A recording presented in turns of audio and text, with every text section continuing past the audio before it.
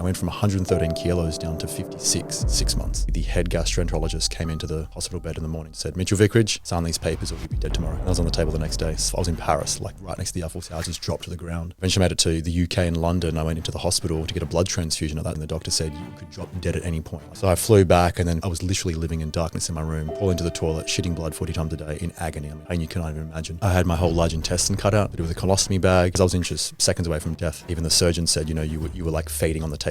I got the label, you have ulcerative colitis. So, I'm a 20-year-old kid with my whole life ahead of me. It's like overnight, it's like your whole life now shortens type thing. And I remember sitting down because at this point I'd done some research, and I just remember this point blank look of like, no, don't know what caused it. There's no known cause. There's no known cure. Here's your drugs. We'll see in 3 months. Like just this point blank robotic medical textbook response. And I remember opening the door and seeing, multiple people, probably 30, 40, 50 people just ready to hear the exact same thing. And I thought, no, that's just a bunch of bullshit. And that kind of like then set me off on the journey. Today's guest, Mitchell Vickridge, is one of Australia's most skilled holistic coaches who specialises in the Demartini method. So the Demartini method is a series of questions. It was pioneered by a guy, Dr. John Demartini. Very, very, very precise questions, because a lot of therapies are vague or incomplete. It gets people from their subconscious incomplete awareness state, the blind spot, to their superconscious state where they're fully conscious. There's no missing information. And I see people break through decades of baggage and decades of victim stories and decades of pain. The Demartini method doesn't take away their pain, adds to an ever greater truth, takes the mind to a superconscious state, and as a result of that opens the heart. They heal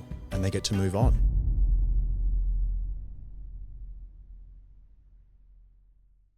Welcome back to Timeless Mindset. In this episode, we are joined by Mitchell Vickridge. He is a holistic coach and breakthrough facilitator who specialises in the Demartini method, a powerful tool to dissolve emotional charges to restore your freedom, presence, and authenticity. Expect to learn about Mitch's near-death experiences that led him down the rabbit hole of finding real answers, why every emotion is only a half-truth, how Western psychology is flawed, how every single event, no matter how traumatic, is actually serving us, how our unique values are the guiding force of our life, why we attract in people who reflect our disowned parts, how to dissolve emotions like shame and guilt, the biggest misconceptions around health and healing, an incredibly powerful and I'm sure at times confronting episode, but jam-packed full of value that can seriously transform your life. I won't gatekeep Mitch's conversation any longer. Enjoy. Mitchell Vickridge, welcome back to the podcast. Good to be back. So let's go back a little bit and take me through some of the dominoes that fell in your life to lead you to the Demartini method. Oof, straight in. Well, my health issues started in 2012. I remember sitting in a Nando's restaurant. I should have bought shares in Nando's, I think. Probably spent enough there to start a small fortune. And my health issues didn't come on. Some people like slowly lose a bit of brain fog and a bit of bloating and I get a bit of constipation, a little bit of this like inconvenient health issues. Mine was just straight like 8-inch Stanley knife and just straight into my gut. I nearly dropped to the floor. So I was in agonizing pain. I left Nando's. I was with a buddy at the time. I left and just kind of like relaxed and chilled out and just thought like, what the fuck, excuse my French, is going on? And over the preceding days, just kept getting these attacks of massive amounts of pain. And then within, I think, the first 48 hours, I started to shit blood. The first time you're on the toilet and you see red and like almost like a murder scene, it's immediately just like anxiety and fear, like what is going on? And of course, the shame and embarrassment and all those kinds of things. And my mum, she had what's called Crohn's colitis in the medical world.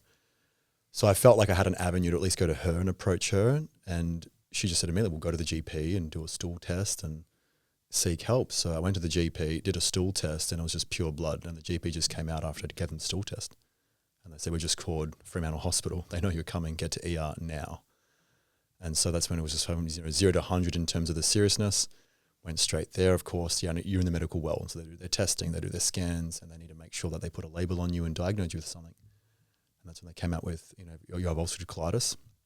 Initially, I had no idea. They were doing CT scans and they just got a sigmoidoscopy, camera up the butt, blood tests, put me a lot of IV hydrocortisone, which is a steroid to calm inflammation and all that kind of stuff.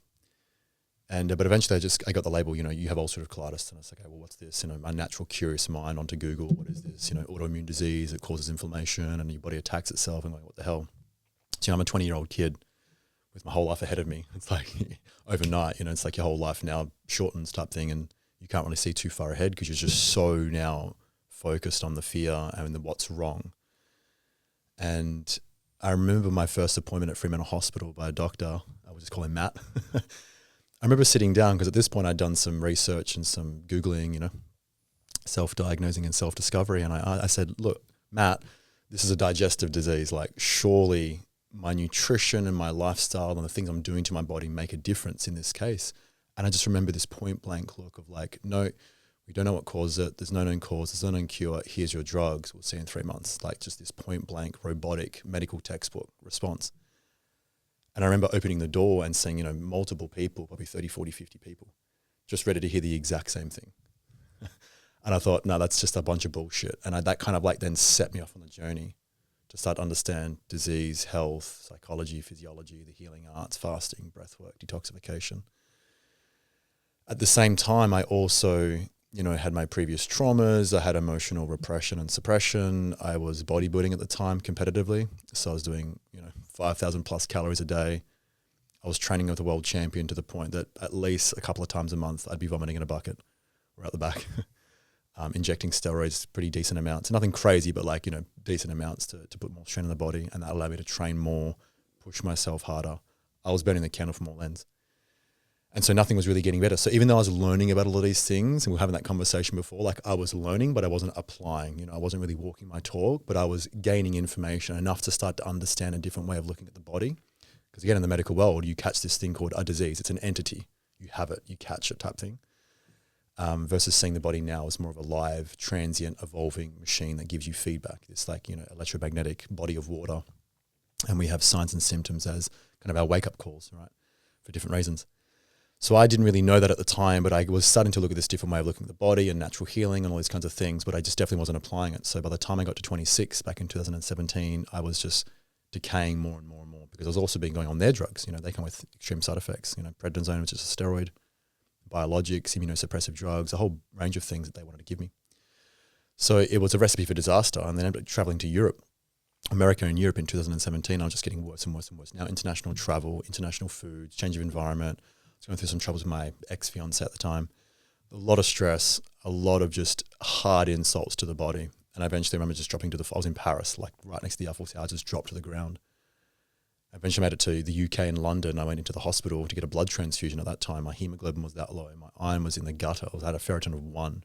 My hemoglobin, I think, was 60 or 70. And the doctor said, you could drop dead at any point. Like, it was really serious. I wasn't taking that serious. So I flew back. And then from there, it was just literally like a house of cards collapsed, you know. And I just got sicker and sicker and sicker. I was just wasting away. I went from 113 kilos down to 56 in 6 months. So half my body weight in 6 months.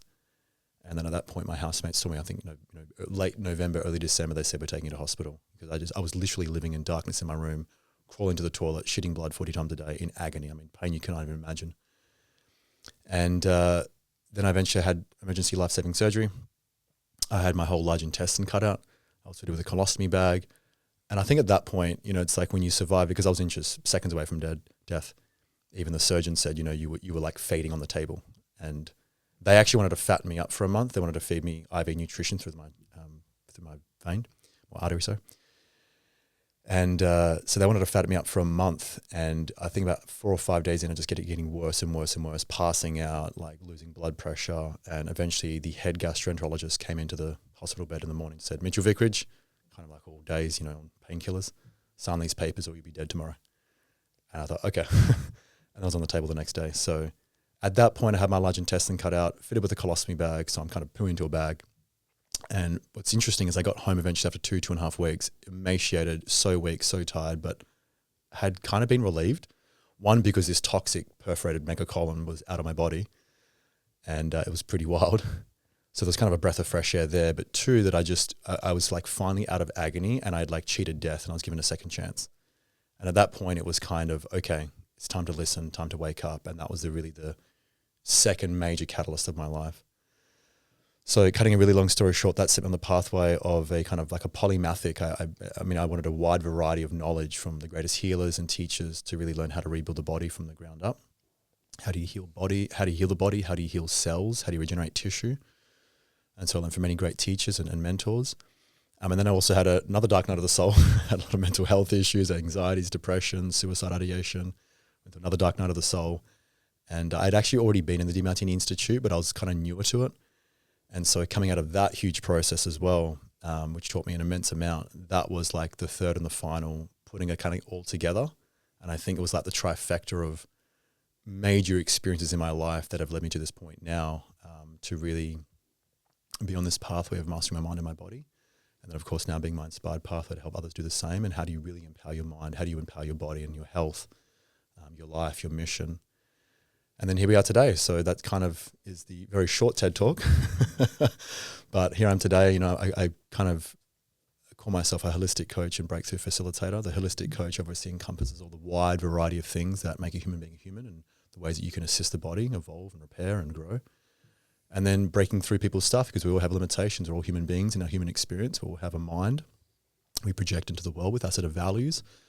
And then we have our freedoms and constraints. And, you know, we have our expansions and limitations. So helping people break through their stuff, whether that's their emotions, their intrusive thoughts, their anxieties, depressions, anything that's there in their mind perturbing them or oscillating and causing a brain noise and intrusive thoughts and fears and self-doubts and imposter syndrome, all these human experiences that we go through, to really people help break through their stuff so they can expand and evolve and play a bigger game.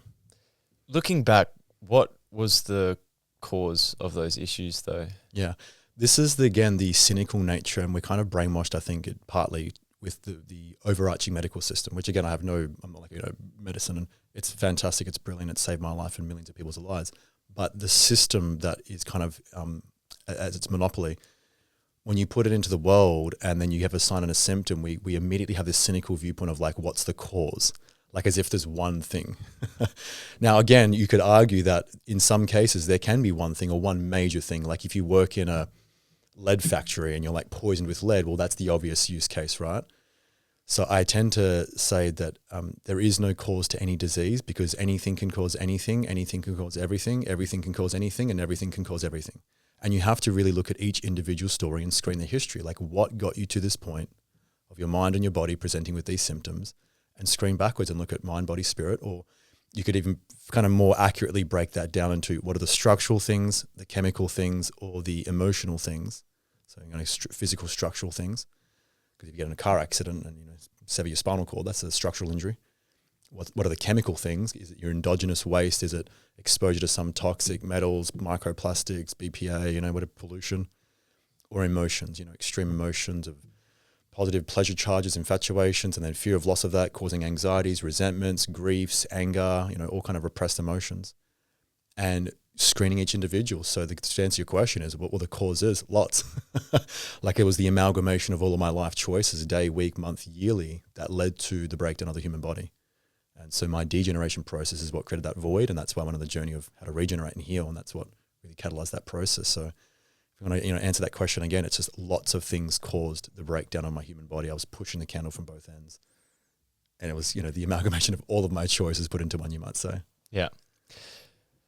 Let's segue straight into the Demartini method. So let's imagine you're on Shark Tank, right? And there's three, there's a seed of three investors who are trying to look to solve all the issues in the medical, physical world in Australia, right?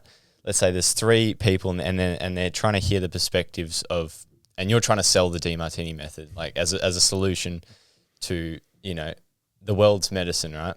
Yep. And let's say you're up against just, CBT therapy, like just Western psychology, and then you've got, a strong Eastern practices which are all preaching meditation. So you've got all of that. If you had 1 minute to pitch the Demartini method, how would you explain it to them? Because I have to understand it, comprehend it, and then also sell it as well as being the solution. You ever been in a car and had someone in your blind spot? Yeah. You've gone to change lanes and then you've eventually looked over and gone, oh shit, there's someone there, and then pulled back in and then waited till they passed. So there was a way to go. You became conscious of someone in your blind spot. Yeah. That's the Demartini method. That's a 30-second pitch. So the Demartini method is a series of questions. It was pioneered by a guy, Dr. John Demartini. And it's a series of very, very, very precise questions, because a lot of therapies are vague or incomplete or take people only so far to their full conscious potential, their full superconscious state. The Demartini method, if done properly and precisely, and you hold people accountable to the process, gets people from their subconscious incomplete awareness state, the blind spot, to their superconscious state where they're fully conscious. There's no missing information. It was Claude Shannon in information theory. He said our unconscious is missing information. So in that state, we have an unconscious mind where we're oblivious to things that are going on. And then we have these emotions that are letting us know that we're missing information, like the blind spot. I've been in plenty of times in a car and I've gone to change lanes and a motorbike's been there going, shit. So it was in my unconscious, the blind spot. And so when we judge, we have emotions, we're unconscious to the missing information, and the Demartini method is a recollection of information to become fully conscious. What would be the difference then between someone's perception of what the Demartini method is versus, Western psychology? Like what can the Demartini provide someone that going to therapy can't? The mainstream psychological model is still based on victim-perpetrator model. It's an incomplete awareness. It still makes someone right and someone's wrong. It's still causal. You are the cause of my pain. You are the cause of my pleasure. So no therapy is ever complete until it's an acausal finish, where space and time collapse. There's nothing but love and wisdom and gratitude. How would you simplify that though? How would you simplify it? So people want to, when they're down in what's called their amygdala, let me just backtrack one step to then come back forward. When people go, you have a part of the brain called the limbic brain, and the main driver of that is the amygdala, and that's part of our judge. It assigns what's called valency and charge only in two ways. I like that, positive, pleasure. I dislike that, pain, negative, right? So one represents prey, like an animal in the wild. We want to capture prey and eat food and avoid predator being killed and eaten, right? So that's the function of the amygdala. The natural function of it is to seek pleasure, avoid pain. Seek prey, avoid predator. Seek positive, avoid negative. Seek happy, avoid sad. It's a one-sided polarity seeking mechanism, and it's avoiding the other. So anytime you have a therapy that buys into that model, you're going to have an incomplete awareness. It's never going to be finished. So the Demartini method takes you out of the limbic brain into the forebrain, the executive center, where it's neutral and objective, and it sees both sides simultaneously, the perfection of the two sides. And this is no new age thing. All the greats, the Jesus, the Buddhas, they've all said the same thing, yin yang, the pairs of opposites. It's helping you see in the superconscious state the perfect order of the pairs of opposites, the positive and the negative, the yin and the yang, the pleasure and the pain, synchronously, and brings them back into a unified state. And that unified state is called love. Love is the synthesis of those pairs of opposites. So the amygdala judges and splits your full consciousness into the unconscious and conscious and unconscious halves. This is good, this is bad. So if you're in that therapy and you're trying to be right with pride, I'm a victim and this person did this to me and I'm a poor victim, and I get that model. Like I've been there myself, so I understand it quite well. And I completely understand why people want to go to therapy and be in that state, because it feeds the dopamine, and we want to be right and be a victim and be in pride. That doesn't get you anywhere. That's why sometimes you got to go to therapy for 20 years and tell the same story. It gets exhausting. So the Demartini method is stop running the story. Let's look at your unconscious, your blind spot in the mirror, and start asking you a series of questions and overcome your pride, your animal brain, to move into a more advanced part of the brain, your angelic brain, where you have love and wisdom. That's the difference. Mainstream therapy is still incomplete, whereas the Demartini method takes you to more complete, full awareness and frees you from the subconsciously stored baggage that's running your life. And if you don't do that, it stays with intrusive thoughts. You're going to now seek the opposite behavior. If you had someone aggressive, now you're going to seek gentle. You're going to be terrified of aggressive. And you're going to have these emotional reactions, sympathetic dominance taking over, a fight-flight response. You've got fear responses. You've got wounds. So you feel limited. And you've got this reverberation of noise in the brain. These are what's called episodic memories. They stay stored in the hard drive in the brain, the hippocampus, and they run your life. Anything that now you're associating with that reminds you of, you're going to be terrified of and have a wound on. And the typical example of a guy that goes to war, let me just give you kind of a practical example, goes to war, bombs go off, gets shell shock, right? And he comes home from war and he's walking down the street with his wife and kids, and a car backfires and he has the startling response because there's a neural association to loud bang equals pain. So he still has that subconsciously stored judgment there that this was a terrible event, and we now have the tools to clear that, so that when a car backfires, he doesn't have any neuroassociative complex, no longer has that fight-flight response, and is free to now walk down the street and live his life and not be held back with intrusive thoughts and reminders of that terrible event. So it's taking people from their subconscious slumber to the superconscious state, and that's the biggest difference, is it frees people's minds from their subconscious judgments that keep them trapped. The cynic would argue that this is sort of invalidating people's pain. I know you say it, shows the ever greater truth and the perfection in their pain, but a lot of people's stories are they've held on to things so tightly, and then they've been able to share their story, have, they've been in toxic relationships and they've finally shared their story, and then they feel the love and empathy that people understand. It's changed their lives. How would a situation like that play out and tie in with the Demartini method? Totally. I remember I was once told we're only ready for illusions until we're ready for the truth. Because I've been in that position too. I was when I was more victimized and more in my lower mind, and that's still, again, speaking to the pride. We want to be known as right. We want to be seen and validate my pain. And the irony is that, again, like you just kind of perfectly said, I'm not invalidating anyone's pain or story. I mean, through some pretty tough events that you'd think, oh my God, what a terrible event, like you poor thing. And after the method, I go, I can be grateful for that.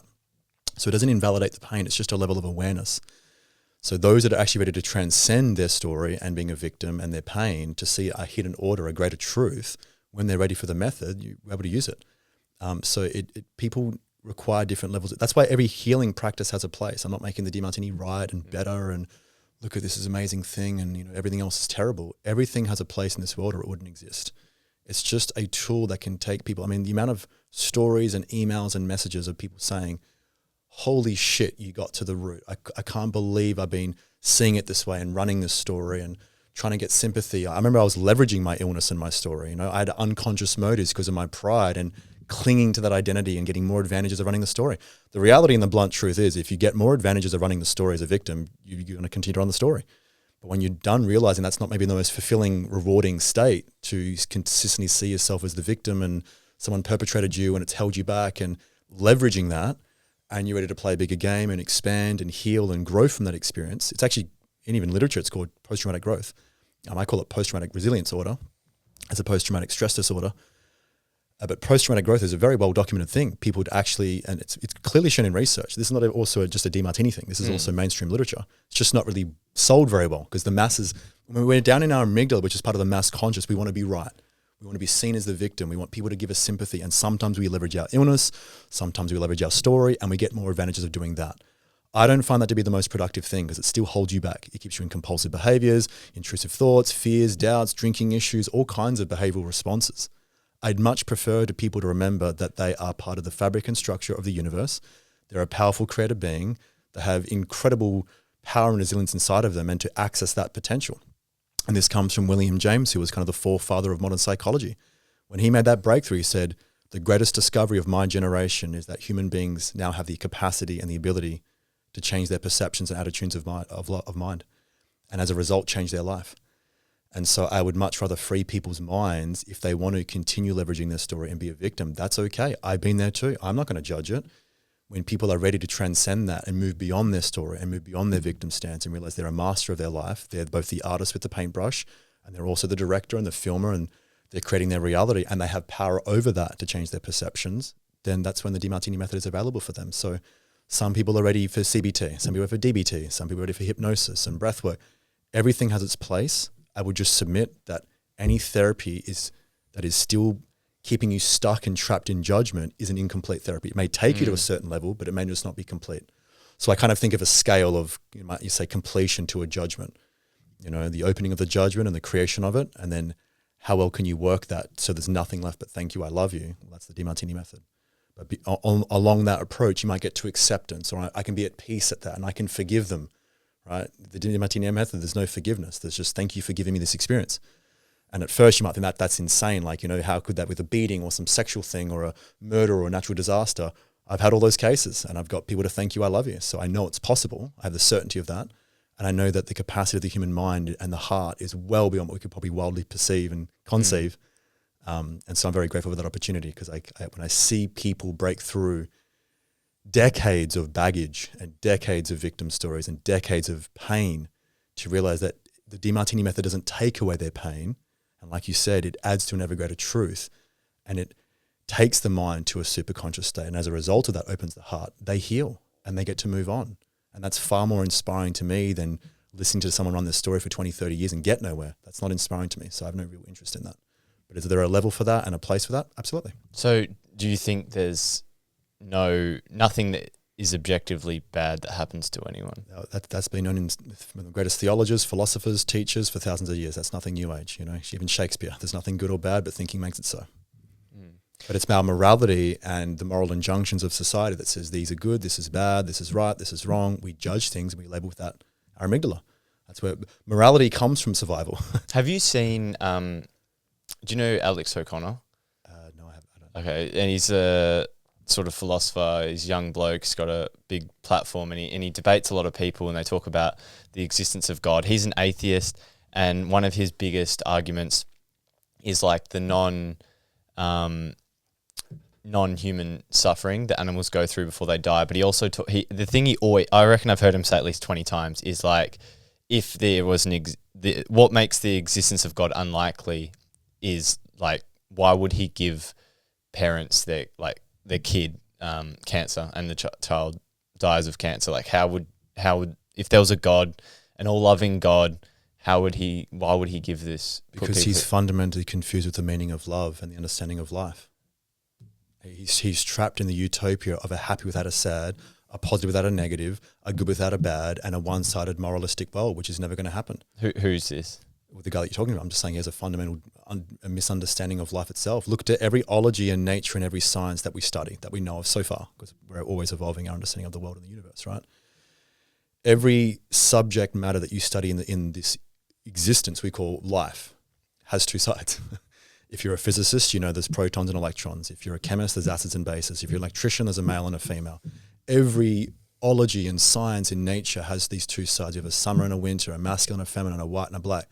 So we have the unified one and the dualistic many, and that's the law of the one to the many.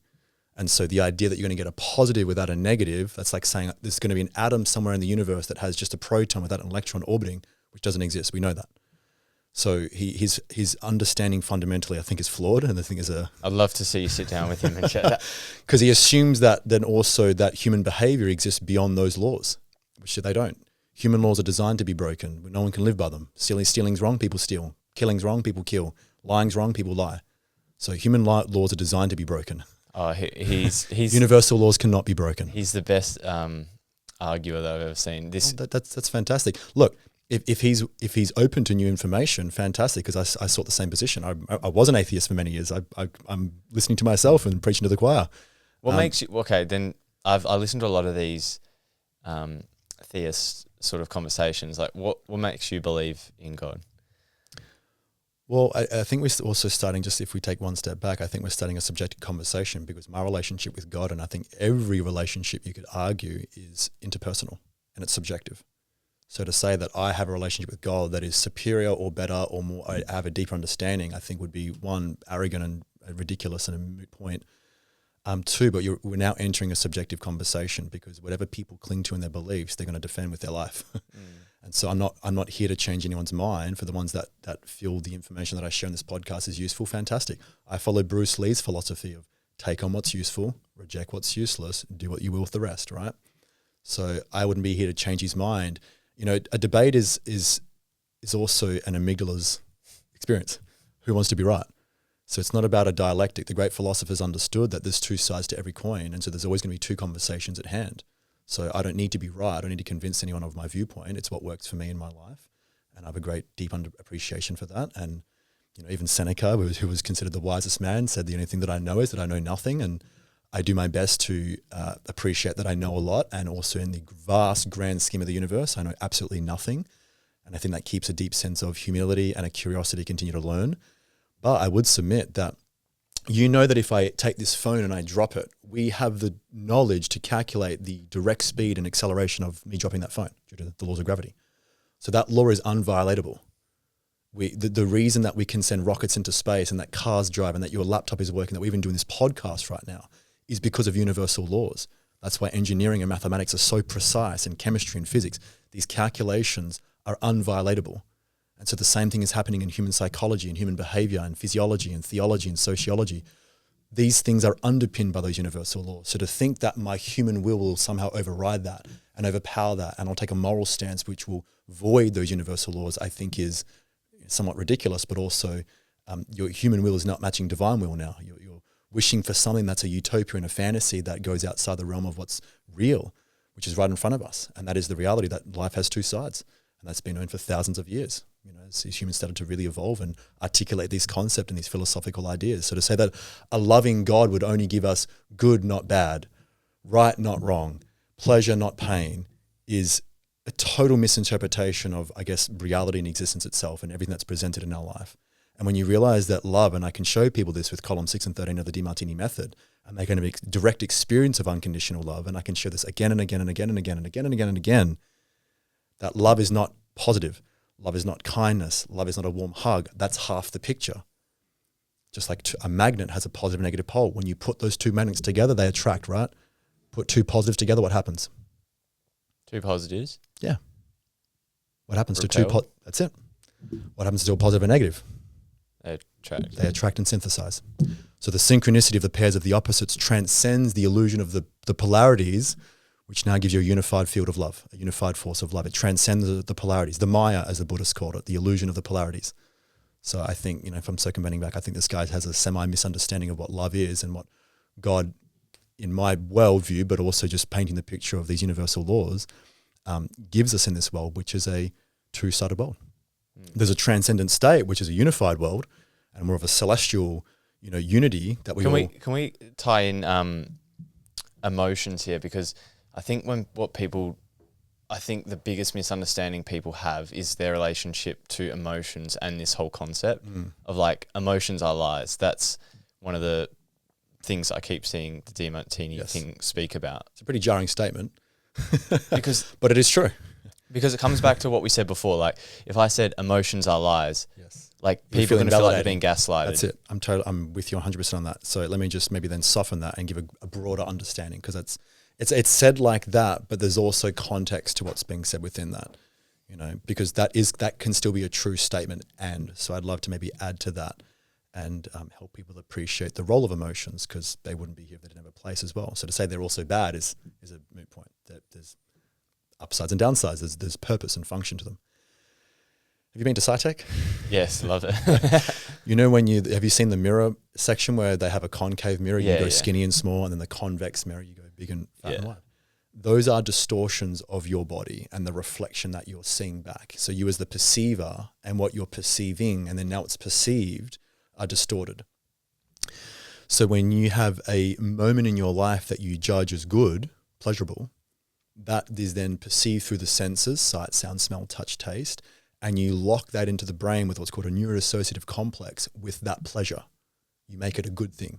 It's been the hard drive, and hard drive has a 1 or a 0. It's good, bad, right, wrong. It's binary, and you put that a little charge, a little. But aren't some things just good? Like let's just say, nourishing your body with a good meal, going for a gym session, like where are the it depends on someone's values, individual perceiver, because how many people think that might be good, but then people have relationships. Oh, you're always at the gym, and they have arguments now with their spouse because they think they're at the gym too much, or they get criticisms, or maybe become self-obsessed. How many people go to the gym and they're trying to be healthier, but they're obsessively thinking about things.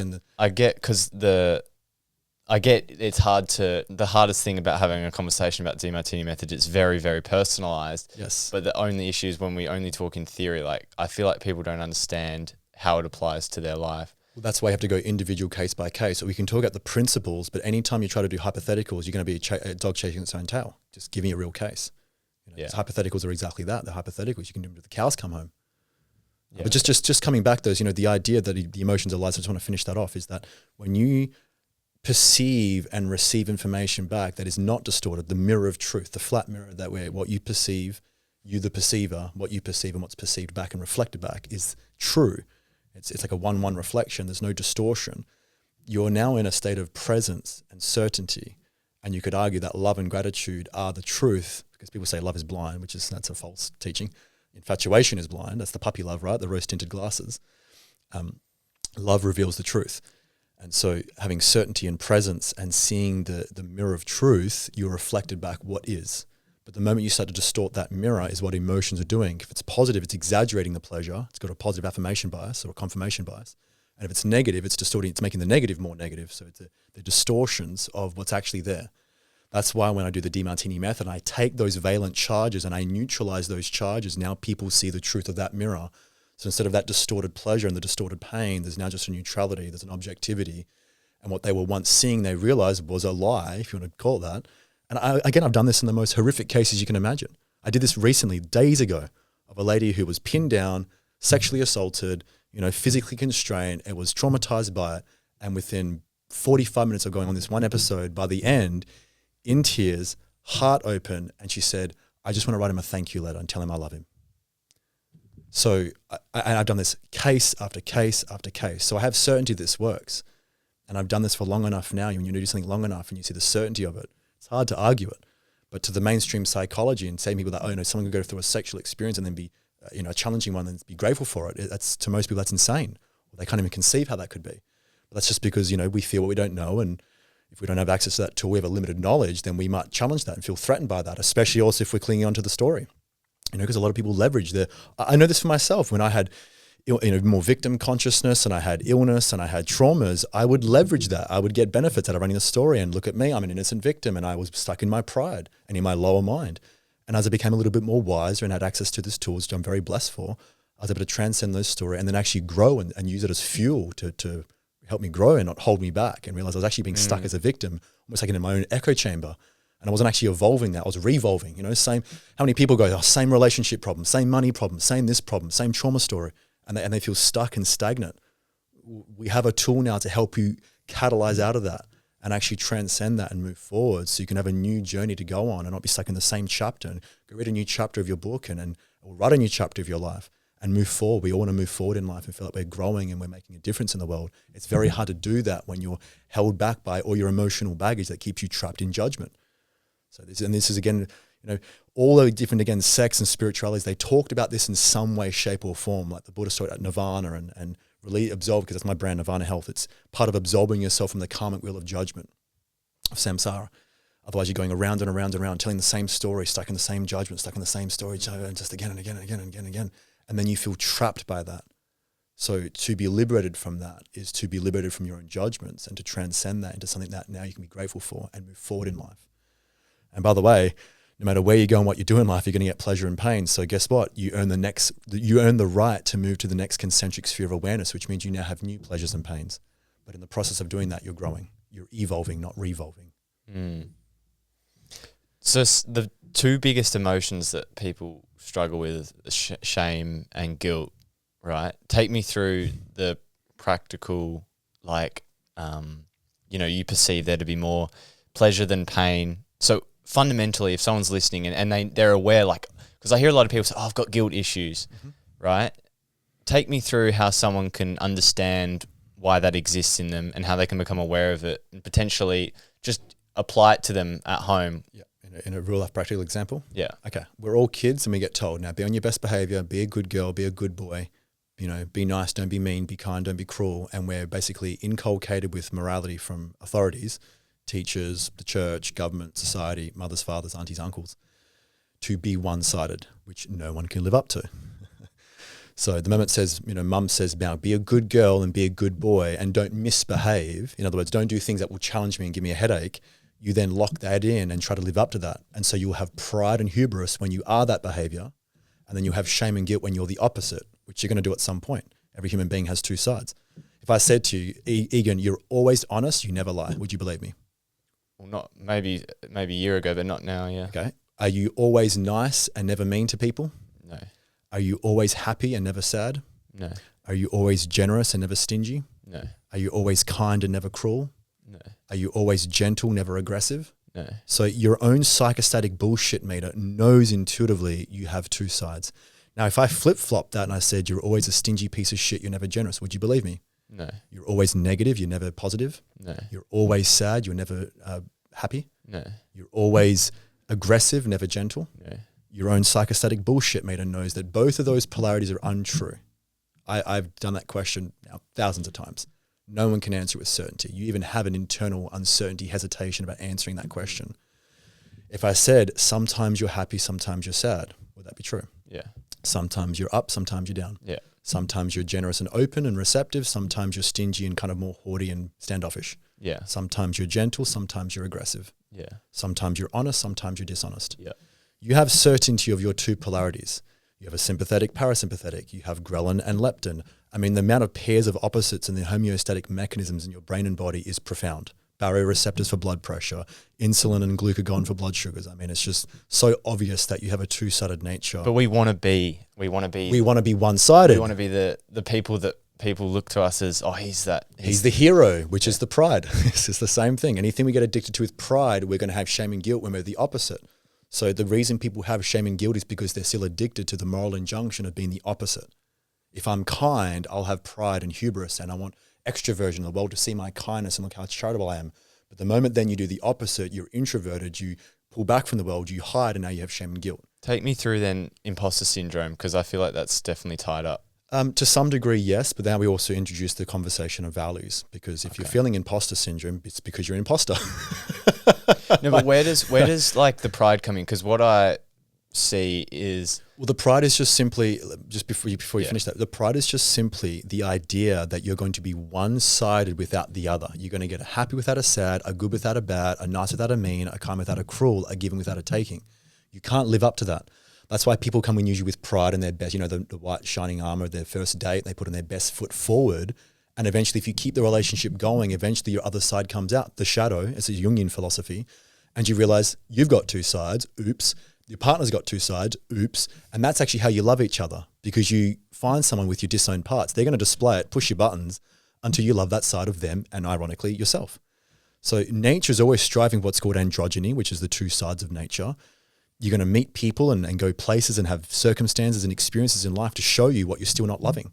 And the more you get addicted to the pride, the more you're going to keep attracting all the pairs of opposites to show you what you're not loving, to break that addiction to pride, to become authentic. Authenticity is the integration of pride and shame. Because when you're exaggerating who you are, you're not being authentic. When you're beating yourself up, you're not being authentic. You integrate those two polarities, you're authentic. Yeah. To touch on authenticity, how are you seeing authenticity being marketed versus what it actually is? I think the biggest misconception is that you can be authentic, and once you achieve authenticity, that's it. You've achieved it.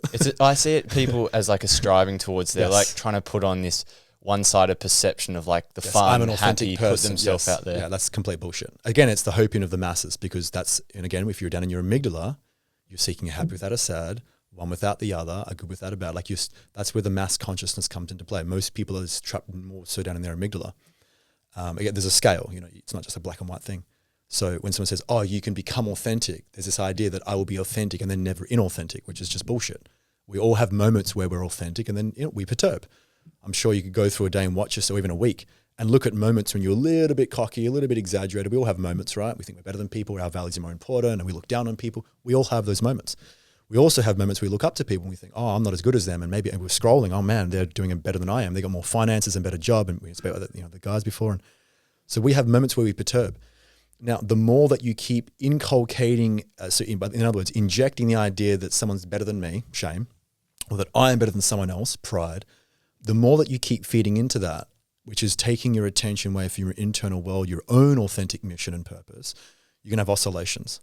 When there's a small amount, we call that, gentle mood swings. When it's bigger, it's probably, cyclothymia, major mood swings. Then it gets into bipolar and eventually schizophrenia. You split your identity so much. You have these dissociative identity disorders that we call mental health conditions, which is really just a fragmented version of your authentic self.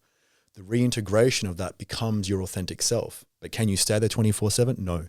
Can you use tools and your own awareness and your own introspection to stay there as often as possible and stabilize your emotions and stabilize your life? Yeah, sure. But to really answer the question, the biggest bullshit is that it's just being sold that you become authentic and then that's it, you're done. Yeah. So is schizophrenia technically then an illusion but created by the mind? There's two answers to that. Is it an illusion to the experience of schizophrenia? No, it's a very real life experience, and it's very challenging, and it's got its experience for sure. Because when you're in it, it's like being in a prison you don't know you're in. And you're also the one with the key to get out, right? I remember Alan Watts, he said, your ego is like the guy who pickpockets your watch and then sells it back to you without you knowing. So to the individual experiencing it, it's very, very real. I mean, I've had probably elements of schizophrenia in my life and psychosis, and I've had very extreme I've been out there on the spectrum, don't worry. So I can kind of appreciate the seriousness and the validation of that experience. But could you then help someone to see that that's a dissolutionary state and that they could actually integrate their brain back and, rejoin their conscious and unconscious mind in the dissociating splits to then go, whoa, that was way out there, wasn't it? And realize, well, that was an illusion. Yes, you could also do that. By the time someone gets schizophrenic, it's pretty hard to get them back. Because their intuition's so offline, they're so vastly split that the brain to noise signal is so vastly, the electronics in the brain are so scattered, they're so asymmetrically disoriented, it's very hard to bring someone back. They really have to want to come back. Yeah. So there's a big bunch of questions I want to get through, and I want to do sort of like a rapid fire. But before we do that, I want to touch on intuition. We spoke about it last time, but a lot of people talk about having intuition in their life, like this feedback system that we've spoken about. What's the best way someone can understand and use intuition to guide them and to deepen the connection with themselves? Yeah. So that's a great question. And just to digress one part, or to answer the first bit, your intuition is like a muscle. So the more you train it, the better it gets, just like your muscles in a gym. Your intuition is a homeostating, meaning a balancing. Negative, it pulls you back, feedback system. So let me break this down and simplify it. Let's say I get, you offer me some crypto investment, get rich quick scheme, and I get really manic and excited and like lured into the money. I want to just like, I'm so attracted, money, like, and I go manic and I get highly charged with that pleasure. I'm down in my amygdala now. I'm manic. I'm exuberant. Oh my God, I'm so focused on getting all this money. My amygdala is a positive feedback system. It's making the pleasure of money even more. My intuition's calming that down and going, yo, what are some of the downsides? Do your due diligence. Maybe there's some research you're not doing. What could be the risks? What are you overlooking? It's hard to do that in the moment. Exactly right. Hence you can train it.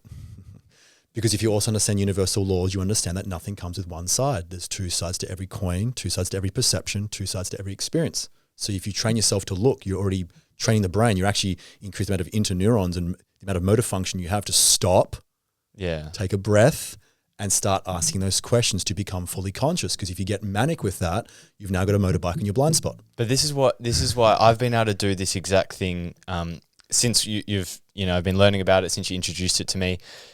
And there's a part of me that is like, F you, Demartini, because it's like the dopamine rush of like the fantasy, and I've pulled myself back, and then I'm like, fuck it. Yeah, like totally. And again, it's either you let the amygdala, which is the child, run your life, or you have, and that's your animal brain, or you have a more advanced angelic brain, which is going to calm down. You actually have nerve fibers from the executive center down into the amygdala, and it sends, GABA, which is an inhibitory neurotransmitter. It's calming the spastic child that's just emotional and give me money, just running you like a small child. That's your ungoverned animal running you to try and impulsively seek the money, thinking you're going to get one up.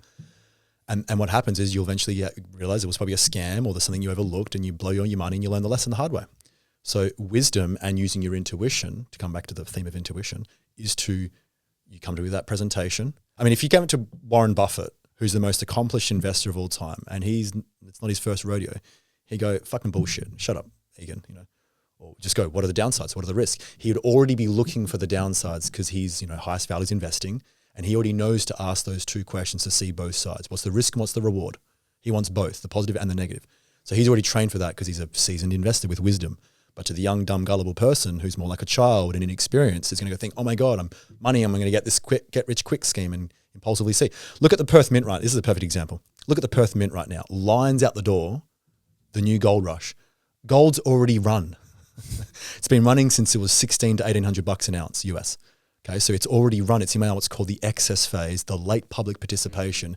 People now in their amygdala think, oh my God, gold's now on a bull run. It's already happened.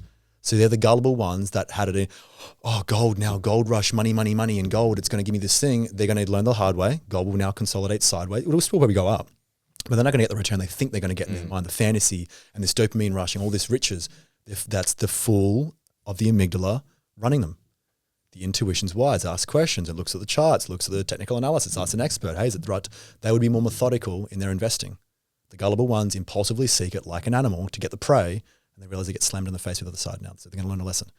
So the intuition's helping them calm that down. Now, the same is true for the opposite side. So imagine the infinity sign.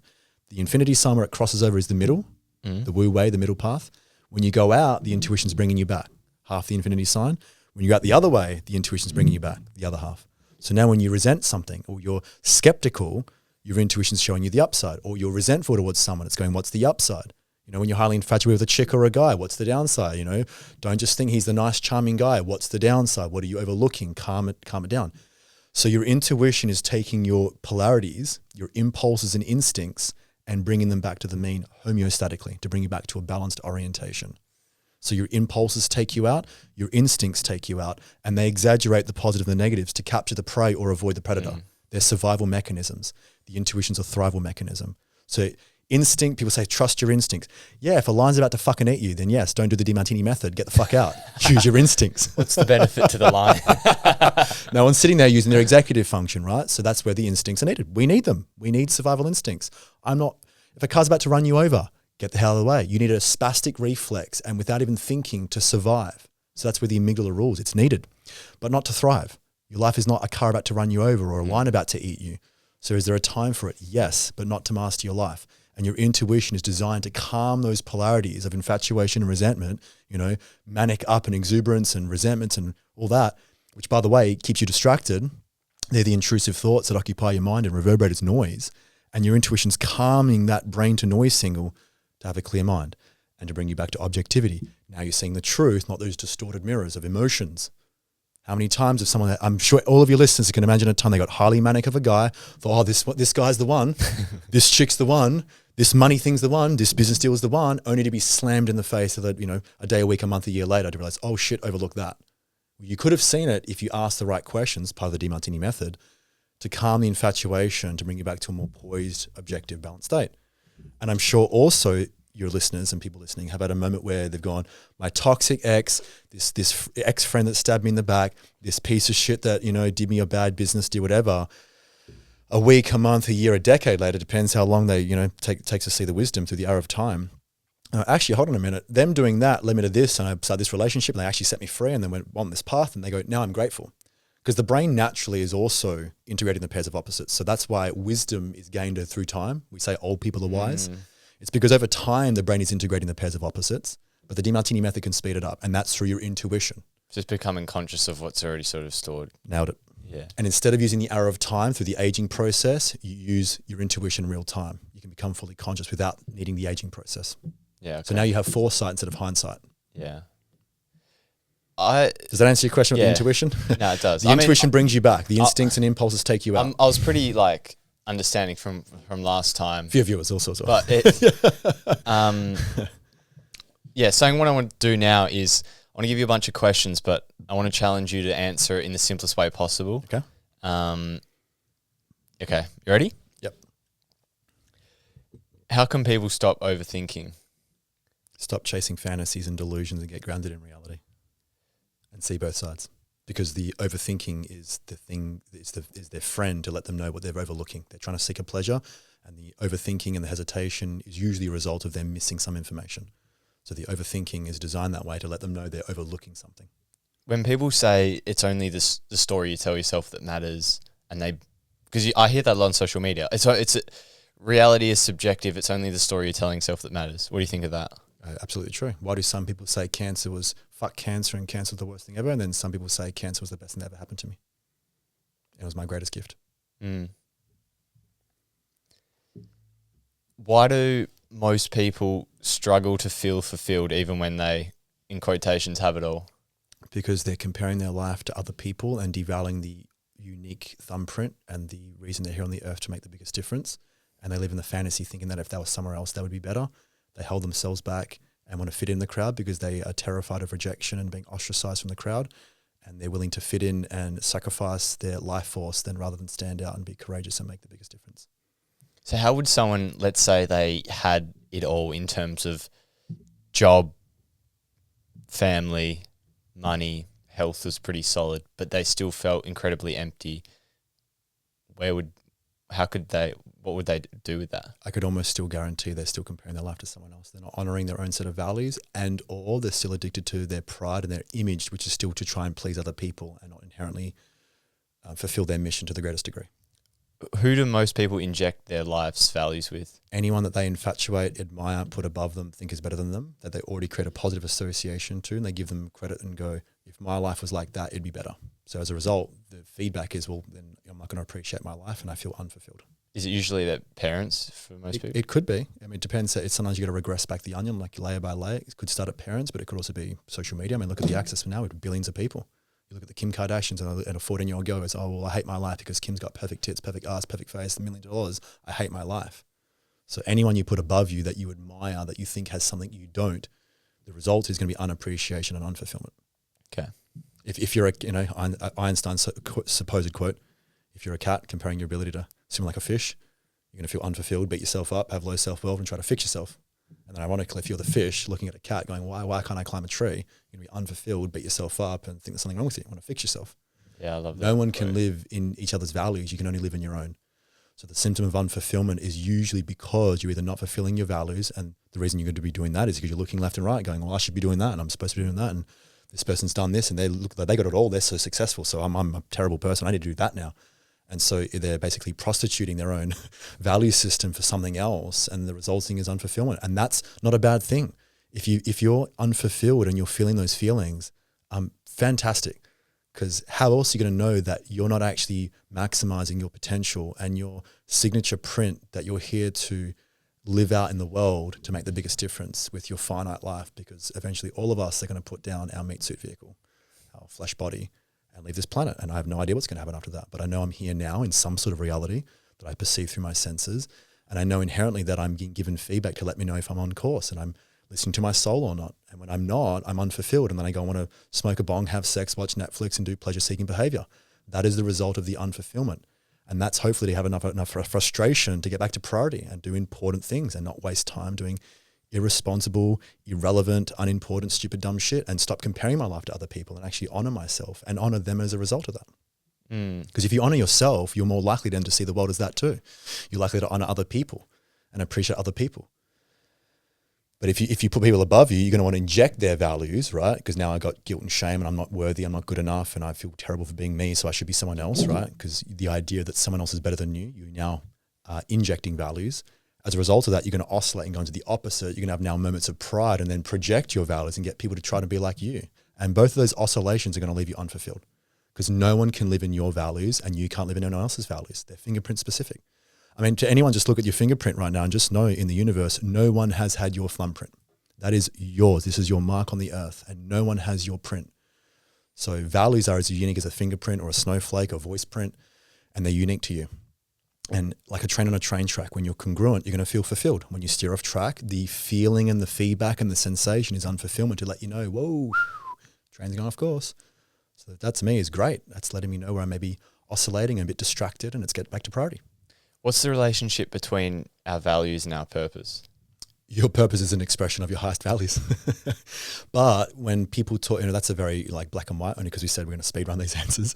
But the more congruent, the more you continue to make your daily, weekly, monthly, yearly, decade, however long you want to plan your life for, the more that you're prioritizing the things that are important, that are actually inspiring, which means you're intrinsically driven to act. You don't need outside motivation and people to ring you up and go, oh, Egan, hey, can you organize that podcast thing today? You just do it because you value it. The more that you do that, what happens is because you're now more in your executive center, the forebrain, the most advanced part of the brain, and you're more heart-driven and soul-driven, you have an expansion in your space and time horizon, so you can see farther. And then you'll start to feel like my purpose is this. You have what's called the telos, Aristotle, the Greeks coined it, which is the end in mind. So you see farther in space and you see farther in time of what you feel your calling is to go and achieve and create and to make a difference in the world. But how do you delineate between that and the fantasy of pride? Because a purpose feels like it's done, it's here in the present, your imagination as the arrow of time, and it's usually then you seeking a fantasy, and then you have self-doubt and hesitation and all the intrusive thoughts come in to take, it could start as a fantasy. You can take fantasies and make them objectives, especially when you're younger, usually you have a less developed executive center. So you can start with a fantasy, but if you notice there's oscillations there, that means you're probably overlooking something. When you bring those two in together, you take out the arrow of time. So now you have envision, and from within vision, your actual insight, which means you're present. It's done. You know, Michael Phelps, he's a great example. He's the most decorated Olympian, 28 medals and 23 of them are gold. And sometimes I remember hearing him joke, he'd said, some days I'd spend more time in my head than I would in the pool. And he would be envisioning everything that could go wrong in the pool. every stroke, what would happen if a competitor went ahead of me and sprinted in the 1,000 meter or something or whatever, what would happen, in the Beijing Olympics, he got water in his goggles and he broke the 100 or 200 meter butterfly world record. Why? Because he envisioned consistently what could go wrong. And one of the things he kept meditating on and being present to was what happens if I get water in my goggles? Well, guess what? He was prepared for that. He knew how many strokes and how to do literally the butterfly blinded by water and won the gold medal and broke the world record. So the fantasy is going, I'm going to win gold and it's going to be positive and happy and joyful and I'm just going to jump in the water and woohoo, win the gold. That's a fantasy because you think it's going to be all pleasure and no pain. You're not risk mitigating. When you take the pleasure and the pain, you're taking out the arrow of time and now you're present. And that's why when you have an inspiring vision, it usually brings tears to your eyes because your heart speaking, your soul, you have direct access to the soul. You can't have access to the soul when you're seeking pleasure and avoiding pain. You only have access to the amygdala, your lower mind.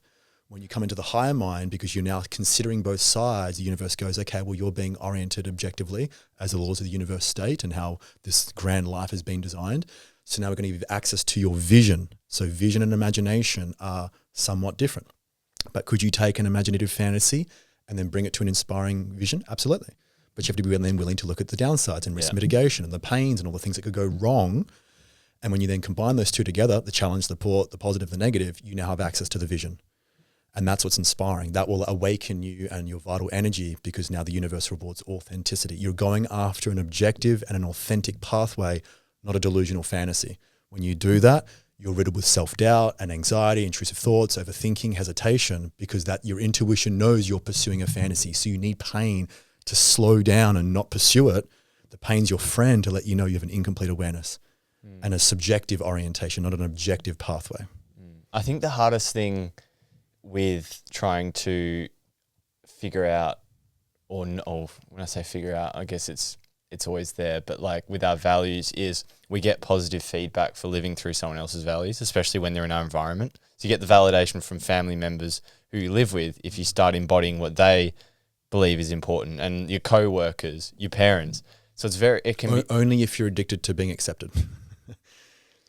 Because the positive reinforcement will only come from the pride, which is, oh, I'm a good boy, good girl. Now I got the approval of someone else, which means now you're extrinsically driven, not intrinsically driven. But people are associating the emotion with their behaviors and they're starting to link it and they're going, oh, this Correct. Must be good. That's it's it. hard to break out of. They're trapped. That's it.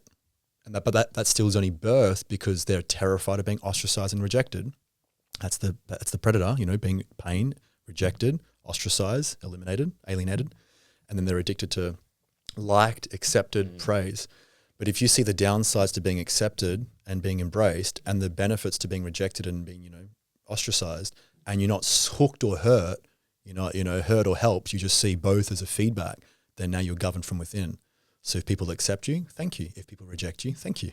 Do you think action would become more automatic if there was an integration of both sides towards That's your mission? exactly what it is, because you have in the ventral medial prefrontal cortex, the most advanced part of the brain, you nailed it. You have what's called spontaneous action potentials. So the spontaneous action potentials happen when you integrate the brain. You integrate both sides. You nailed it. So your intrinsic action, when you feel like, holy shit, I got the universe and the flow running through me, you're having a spontaneous action potential. You can only have that in your highest valley. There's only one valley. That's your highest. So that's your purpose. So if someone says like, this whole element of discipline fascinates me as well, how people say like, oh, I have to do it, like, this is discipline, this is building me, etc. I always wrestle with how to tie that in a balanced way. Yes. Not as like it's good or bad. Because I used to think it was like incredible, sort of put it on a pedestal, this is everything. Then I sort of resented it and I sort of become a bit lazy and didn't realize. So now I feel like an integrated bit of both. But I see it put on this pedestal on social media because of the people who have gained followings have often applied a substantial amount of discipline, and they're preaching discipline is everything. Well, I think it can be true, because if you jump in some cold water and challenge yourself, you are activating parts of the brain that allow you to then move forward, because you feel accomplished, you're going to get a feedback mechanism, you're going to get more dopamine. So like that could be true, but you're still going to you've still got kind of a brake pedal on, because you're doing something that may be injected from you, again, your influencer that says, jumping in cold water or doing a hard workout is good for you, which can be true. But if you intrinsically don't value those things, then you're still now living for them.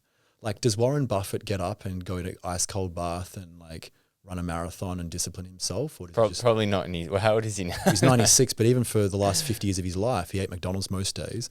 He barely works out, but he talks about the tap dance to earth, and he's vital. He's 96 and sharp as a tack. I mean, he's a little bit less now that Charlie Munger died. That definitely affected him. You can see it. But prior to that, he was sharp as a tack in his 90s. But how does... And he wasn't biohacking and... Is that because, and this is what I've... Can I just finish that real quick? Go. Just because you are already disciplined in your highest values. I'm very disciplined as a coach and facilitator. I don't need to cultivate discipline. I'm very disciplined. I don't miss a beat. It's very rare. You're very disciplined in what you value most. I bet you a lot of the podcasting, you're disciplined. You show up and you're disciplined. So you are most reliable, most disciplined and focus oriented. In other words, you have a concentration and a focal point for a long period of time in your highest value. As you go down the values, you're more and more dispersed. You hesitate, procrastinate, frustrate. You're unreliable, undisciplined, unfocused. You have fucking ADD. That's normal. That's to be expected because you're not meant to be everything for everyone. You're meant to be something for someone. And the something for someone, again, is your value system. They're the people that are going to resonate with you. And in that highest value is where you are most disciplined, most reliable. People can count on you and you'll show up. And it's easy to say no to things because, again, that's the discipline. Discipline is really, are you able to say yes to what you value most and no to others? Thank you, but no thank you. That's really the art of discipline, because what you're going to do in the highest value is going to contain the challenges. All the shit you're willing to endure, you didn't really see pain. You endure it because it's inspiring to you. It's meaningful to you. So that's where you're disciplined. Everyone has discipline. But if you now compare your discipline to, I should be in the gym, I have to meditate, I have to do this thing and be disciplined in it, you got a handbrake on. There could be benefits to doing that, but it's People minimize themselves. Minimize themselves. They inject the values again. They put, David Goggins and someone else above them. Now, they've said to do this and go, stay hard. And I love Goggins. He's a fucking freak. He's done incredible things. Look how accomplished he is. That's not the point. It's the 16-year-old kid that thinks, now I have to do that. Now, if it's inspiring to them and they get benefit from that, amazing. Because inspiration is what I see in you. You have awakened something in me that allows me to go live out my life and my value system. And you've used that individual's permission slip, you might say. They've awakened and touched something within you that has awakened your own inspiration. Fantastic. But if there's a devaluing of oneself and going, David Goggins says I have to do a marathon every 6 minutes. It's facetious. And if I don't, I'm a bitch. Well, then now you've devalued yourself. You've got now an authority in your head that's going to have an intrusive thought and a voice that overshadows your own value system. And now you're in bondage. You're trapped to them. That's the devaluing of you and the pedestalization of someone else. So in that case, someone's going to think if I don't do, unconsciously, if I don't do what David Goggins says, I'm undisciplined. And that's not true. It seems like one of the biggest root causes of suffering then is these injunctions of these imperatives we place on ourselves that I should do this, I have to do this. The vast majority of human suffering is that. Yeah, okay. Yeah. And so that's that's the one. The second thing is trying to be one-sided. Yeah. The two biggest delusions of the masses is trying to live outside your own values and live in the values of someone else, suffering. Trying to be nice, not mean, honest, not dishonest, kind, not cruel. Second major source of suffering. Okay. And this will probably be an answer to this next question, but what's the biggest lie we tell ourselves about happiness? That it exists. Without, it's opposite.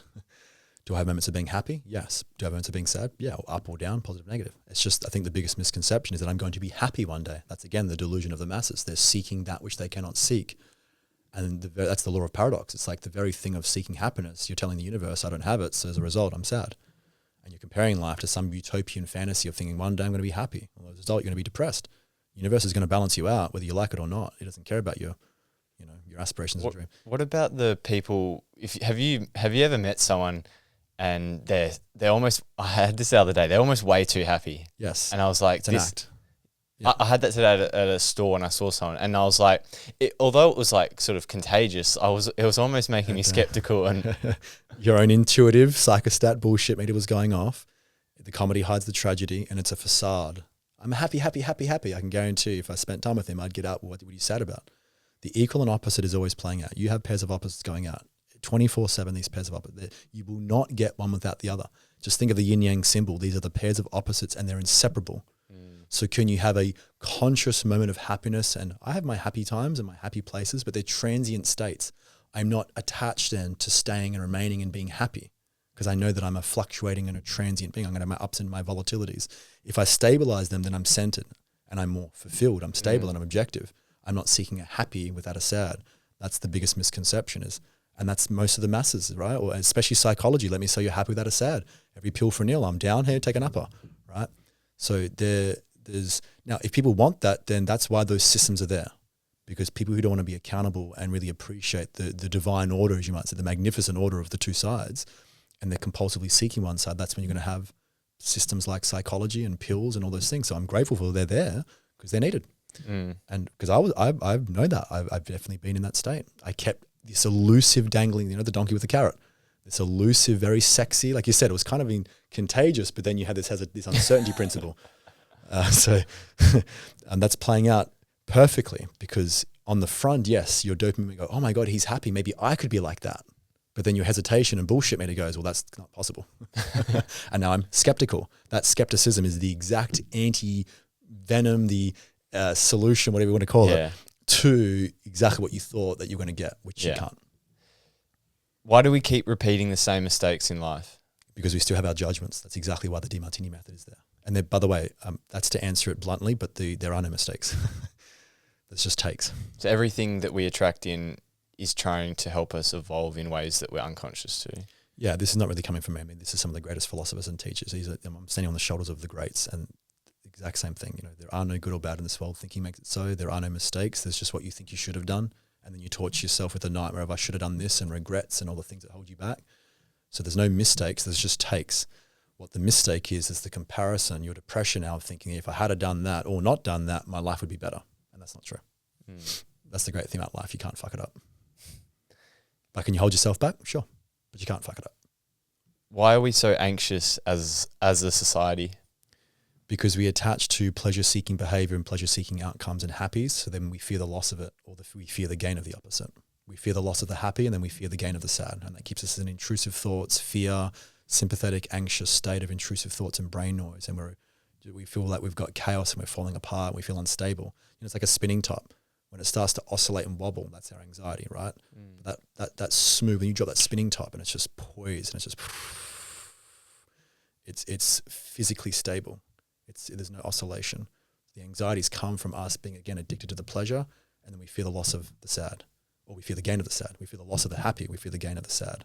And that is literally the experience of anxiety.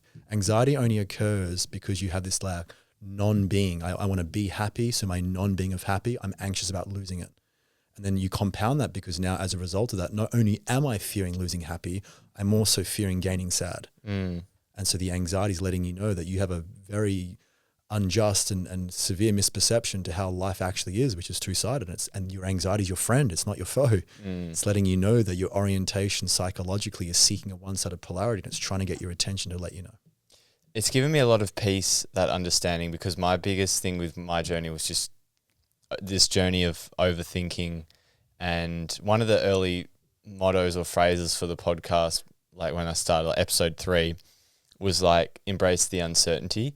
And what I've noticed in myself is it was all to do with being controlled by the outcome, attached to the outcome. And I think that's the root, because I wasn't seeing how it going a way I didn't want could actually benefit me. So it's just, yeah. And then that uncertainty and that anxiety is letting you know that you weren't prepared for that. But I guarantee if you sat down and went, well, what could all go wrong and what would be the benefits if these things went wrong or had challenges, and you're prepared for it, now you're resilient and adaptable.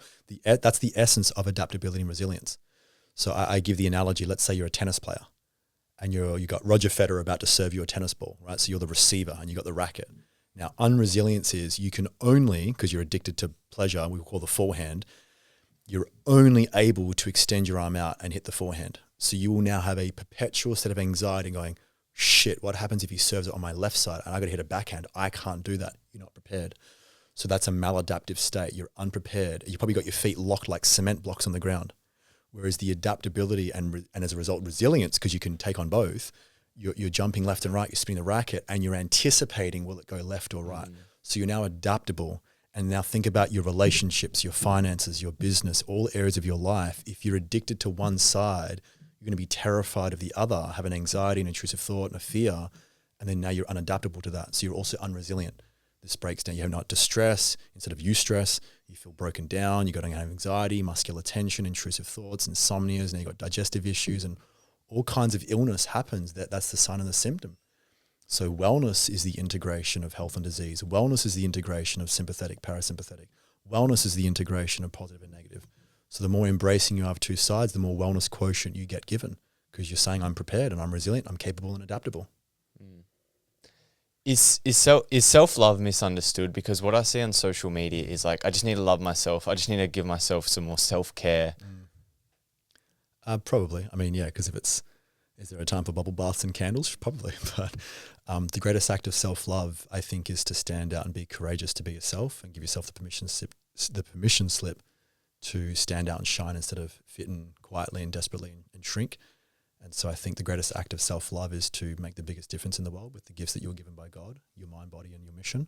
It's unique to you. And I think the most self-loving thing you can do is then share that with the world, because I think it is a tragedy to then come to this earth and this playful human experience to not then give your gifts to the world and make your mark, your fingerprint, and share that.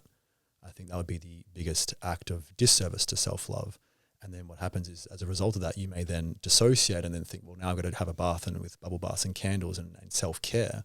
But really what is underneath that is a fear of actually being ostracized and criticized and rejected for using your voice to make a difference in the world.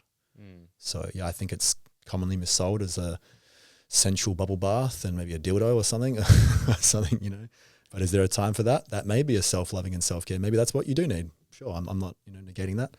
But I know that when I'm truly loving myself most and I feel most inspired, I feel most vital, and I feel most loving and appreciative, where I can actually look in the mirror and go, I love you, Mitch. And you can actually look yourself in the mirror and appreciate who you are and what you do in this world. That happens most when I'm doing what I love and I'm making the biggest difference in the lives of others. When we attract in people who trigger us, what sort of a practical framework we can instill to understand what they're trying to teach us? Because I think we get a bit clouded. We get so caught up in the amygdala. Like, if we start to think about it and reflect upon, maybe it's an individual, how can we start to understand what they're here to teach us? Yeah. Essentially, whatever you haven't loved will run you until you do. Peter Crone said it perfectly. He said, life will present you with people and circumstances to reveal where you're still not free. Most people associate that word to trigger to painful and irritating. That's half the picture. A trigger is also someone you're highly infatuated with. They're also your teacher. So triggers are pleasure and pain. They're the things that you have judgments to, that then occupy space and time in your mind, that take up brain noise, and that you judge as good, bad, attractive, repulsive, infatuate, resent, admire, despise. Both are triggers. So the triggers are all the buttons on the things that you have in love within yourself, your hidden pride and your hidden shame, the things that you're too humble to admit that you've got, and the things that you're too proud to admit that you've got.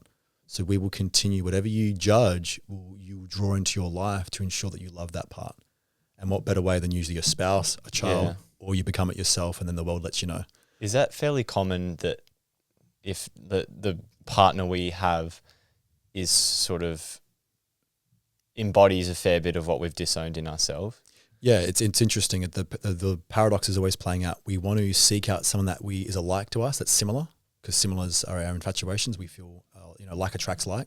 But ironically and paradoxically, you're also inviting in your disowned parts. So your partner's going to perfectly point out all the things that you haven't loved within yourself. So if you're harboring shame and guilt, you can almost guarantee your partner's going to point it out. If not her, someone else or him. So you have both similars and differences. If you have more similars than differences, you're going to be attracted and have infatuation. And that's usually the tonic part of the relationship. Oh my God, you have brown eyes, I have brown eyes, you must be soulmates, right? And then you marry them and you have 10 years together. Now they're toxic, right? Because, you still are attached to the fantasy of them, and then they don't live up to it, right? You think they're one-sided and nice or something. And then now, oh my God, you have brown eyes, I have brown eyes, I fucking hate you. I want someone with blue eyes or whatever, So have you seen that, I don't know if it's a statistic that said, like, the thing that you initially attract someone into the relationship is the exact same thing that causes them to break up? Potentially, yes, it could be, because if they don't mature and realize that thing that they thought was amazing has downsides. Yeah, it's like the thing, I think you actually might have told me this, where it was like, let's say they came in because they're so into their gym and health, but then they have no time and that's all they care about. Yeah. Well, because the infatuation, you have what's called a confirmation bias. So you're putting a false positive on the positive. You're exaggerating. Again, that's the impulse. The instinct's the opposite. You're making the pain worse, right? But in the early stages, they could have one specific trait, and now you just window wash them and go, everything's amazing. They have a charming voice, so oh my God, everything they do is just amazing. You have a confirmation bias and a distortion of them, which then they break, because every trait you realize over time has two sides. So sometimes even just one trait. I'm sure people know that they've had like an argument with someone, right? Let's say they had a really big disagreement, and then they post something on social media, and it could be some real shit, like you go, gay, and you just scroll on by it. That's your disconfirmation bias, because now one time you've labeled them and you've put them in a box, and they're always mean, or they're just a piece of shit, and they disagree with one of your values, so now they're evil, right? So that's that disconfirmation bias on the negative, or a confirmation bias on the positive. So if you're not willing to mature and realize that the upsides have downsides and the downsides have upsides, and people are human beings, they have a set of values, and to put them in a box, I think is unwise. Everyone knows that in a relationship, if you think you know your partner, you put them in a box, the relationship's going to start eroding, because you're not going to respect them, and you're not going to give them the freedom to also evolve and be who they are. We all want to be loved and appreciated for who we are. Like, same goes for business relationships. It could be teaching relationships. It could be, student mentor relationships. It could be intimate relationships, your family relationships. We want to be loved for who we are. And anyone that's been in a relationship knows the moment that you try to fix yourself relative to your partner, because you got them above you, you're the underdog, they're going to disrespect you. You're going to fear saying mean things to them. You're going to be walking on eggshells. So that's not sustainable. They're not going to respect you. You're going to undermine the relationship there. And the same thing too, if you're more careless, you think you're better than your partner, and you now project your values, you try to get them to be like you undermine the relationship. So both being the underdog and the overdog, or thinking they're more important, you're more important, you have an inequity, you might say, or an imbalance, and you won't have respect there. The moment you take them off the pedestal and you realize that whatever you see in them, you've got, they're teaching you about your disowned parts. And whenever you resent them and trigger, back to the trigger thing, they're representing your disowned parts. If you know how to own them, which is the essence of the Demartini method, and integrate those judgments and transcend those judgments and come back to an equity, an equanimity, a love and respect, a balance, and that you realize your partner, holy shit, is me, just in a different body. And now which is what true intimacy is, into me I see. Now you have respect. And that trigger is dissolved. That button is no longer a button. You get a new button. Because the nature of life is, new levels, new devils. Every time you transcend a judgment, you earn the right to move to the next concentric sphere of awareness. You grow and evolve. And you'll be judging to the day you die. There's always more. Because that's what I can attest to, like the impact it's had in my life. And even from not doing heaps of sessions, but just having that toolkit in the mind and being able to sort of use it. And it's pretty powerful in terms of, I feel empowered when, things I used to get triggered by and reactive to, especially let's say like money, for example. And then I had a situation where I'd usually in the past get triggered, reactive, and you sort of just like non-reactive, laugh. And then you sort of remember how you used to react. Yes. And that's when you become aware that, holy shit, like I've grown. And isn't that inspiring? Isn't that, and you go, wow, I'm growing, I'm evolving, I'm moving with life. I'm not still stuck back in that perceived trap judgment, right? Because anything, again, that you have more objectivity to and you have more balance, you're less triggered by. I mean, think about like a martial artist, like how calm they can be when they're literally in the face of danger, right? Being hit in the face, because they've trained so much to know that there's two sides. They don't train to avoid being hit. They learn how to be hit. They get resilient and adaptable. So they're not judging aggression as bad. That's part of their job. So they're way more integrated. But to someone else who's being wounded by aggression, now aggression's bad, right? So we have, again, varying degrees of judgments related to our value system, and then all of our experiences in our life that we've then assigned good, bad, right, wrong, pleasure, pain, that then we judge, and that's where our growth is going to be. Because people are going to come into our lives to show us that so we can grow and evolve. All right, I want to segue into some health stuff as well. Let's do it. What do you think are the biggest misconceptions around disease and health currently? That one exists without the other, because there is no health without disease. And what happens, again, same thing, we get addicted to feeling good. We think that's right, and we get prideful, and then we think having illness is bad and depressed and I'm a failure, something's wrong with me. The integration of health and disease is wellness. And so having great wellness is to appreciate that when you think you're healthy, there's downsides. When you think you're ill, there's upsides. And even that helps moderate sometimes people's symptoms. I also think that there's probably an oversimplification.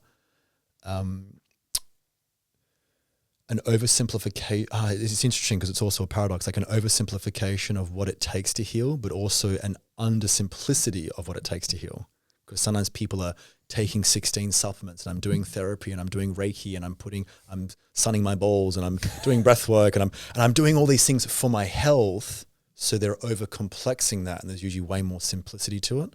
But then I also think that when people think they want to heal, I can just take some turmeric and heal 20 years of like really poor habits or something. So there's this interesting paradox, I think, that's mostly conveyed by the health industry.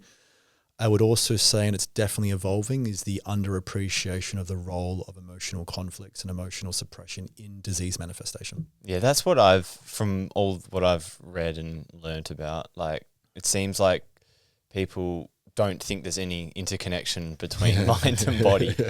I mean, the mind-body, I don't know why that's even still a thing. Yeah. The mind-body connection is so well established. That's like saying the Earth's flat.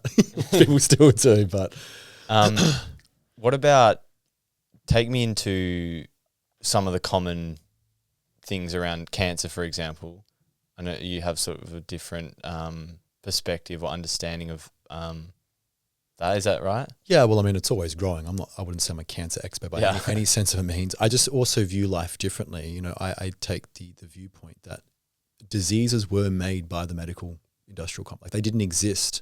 I don't mean the experience. I mean the labels, like the words. Like someone has redness and ouch and itch and dry skin. Like it wasn't called dermatitis or eczema before it was called that. That experience still existed. So just the word eczema now carries an association. It's a tongue twister. Commentator? What are we? No, wow, I just had a What brain is blank. it? A compartmentalization. Well, that was a bit of a tongue twister there. A compartmentalization of the body. You know, if it's joints that have dried up and you lost the synovial fluid, it's arthritis or RA or something. You know, if your spine bends, it's scoliosis. So all of that is true and it's useful. But the very idea, again, I kind of talk about like the system of medicine. They use labels of disease, whereas I don't. I just say that you have a body, a mind, a soul, and then you have an experience of signs and symptoms. Why are they there? Because I can take 10 people with eczema and then screen them and realize someone has a separation conflict, someone's highly acidic, someone lost their adrenal glands, they can't filter acids out of their kidneys and urination, so their skin's now burning alive. Someone's got rage and anger and their skin. I literally had a lady the other 2 weeks ago, and she had not eczema, the other one, psoriasis. And so she had these psoriatic symptoms that came and went. And then when we were working on her father, who she had really repressed angry emotions, she said, oh my God, I can feel my psoriasis coming out as we're exploring her emotions. So again, I don't like say, oh, cancer has one cause and psoriasis has one cause, because then you're still playing into this very, very cynical view of the mind, the body, and the mind-body connection, and the much larger, vast picture of a holistic health and why people experience these things. And so my whole thing is zoom out, but also get really deep into each individual story. Not so much like running their story, but like their actual journey of life, their individual story, because that's going to give you the feedback and the clues as to, well, then why the hell are they presenting with pain and stiffness and cancer cells or atypical cells or endometriosis or, fibrocystic breasts or whatever it is that they're presenting with. I want to know why your body's giving you that powerful feedback. And then if you're looking to course correct that and homeostate for those symptoms to go away, maybe it's for you to love your father or love yourself or overcome your grief or overcome this or overcome that and do some fasting, maybe some detoxification. There could be a combination. So I try to look at things in a very vast, widespread way, but still even in that approach, it's still very simple for me. Why? Because in the medical world, there's over 1,000 diseases now, 1,000 established quote unquote diseases. For me, there's only 4. All disease labels will fall into these 4 categories outside of genetic influence. You have a physical trauma or an injury. Get into a car crash, you have whiplash, you sever your spinal cord, or there's injury there. You may have issues now in your body because of that injury. So that's the first one. That's usually the most rare, or the least, The second is deficiency, and that could be physical or metaphysical. If you're a pirate on a ship, you don't get vitamin C, you get scurvy, loose teeth or bleeding teeth and gums and malaise, whatever. So you have a deficiency, or beriberi and pellagra, vitamin B1, B2.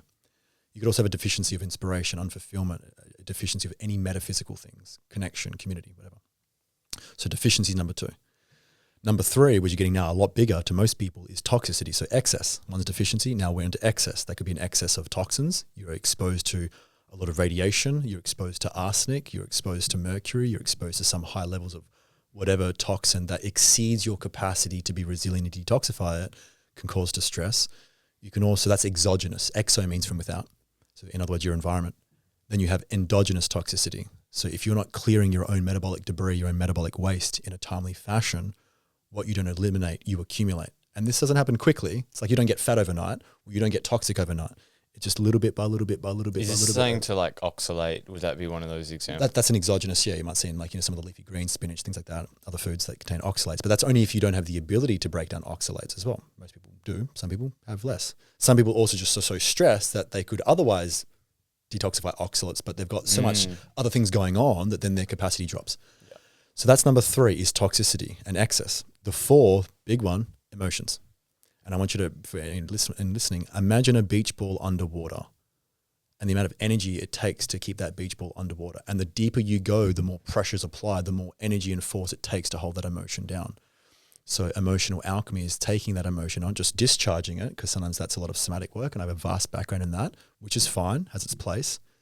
The only issue with that is if you don't change your perception to what you were judging, like fuck you, dad, or grief because I lost something that was important to me, or whatever it is, if you don't dissolve and alchemize that emotion, then you can discharge it. Let's say you do a breath work or something and you feel, I feel great, the beach balls come out of the water, but then you can be re-triggered, which means the beach ball's back under the water again. So the emotion didn't really go, it was just discharged temporarily.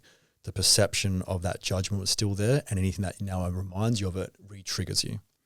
So the Demartini method is probably the most powerful thing and powerful tool that I've seen that can help people with number 4, which is their emotions. And all 4 of those, whether it's ankylosing spondylitis, ulcerative colitis, Crohn's disease, cancer, you name it, can fall into one of those 4 categories. Separate also, again, from genetic influence and epigenetic influence. Well, epigenetic is one of those 4. Yeah. Genetic influence being passed through. That's a separate conversation. But in terms of developing what we call diseases and these symptoms, you can put into those 4 categories. So that's where, again, the simplification of my work comes in. And I just keep asking people, well, when did these symptoms start? What was going on around in your life? What could we look at physically that was going on, or your exposure, or what were you thinking? Did you have a tragic event? I'm working with a guy recently, just filled with pain. And he was just protecting, like mask. And when I just knew, you have a bit of an intuitive hunch. And I just started asking more and more questions, and then it all came out. I mean, the amount of distress and pain, he was seeing a psych and all these issues that were going on, which his body was giving the feedback. These are all the things that were unresolved that he was storing in his body, and all these emotions that were just driving his autonomics, cytokine storms and all this cortisol and stress that he was just repressing like a beach ball. And it's showing up in pain, going, you're not loving me. You haven't loved this part of your life. You're still judging it. And I'm going to give you pain to help you go back and love it. Because again, whatever you haven't loved will run you until you do.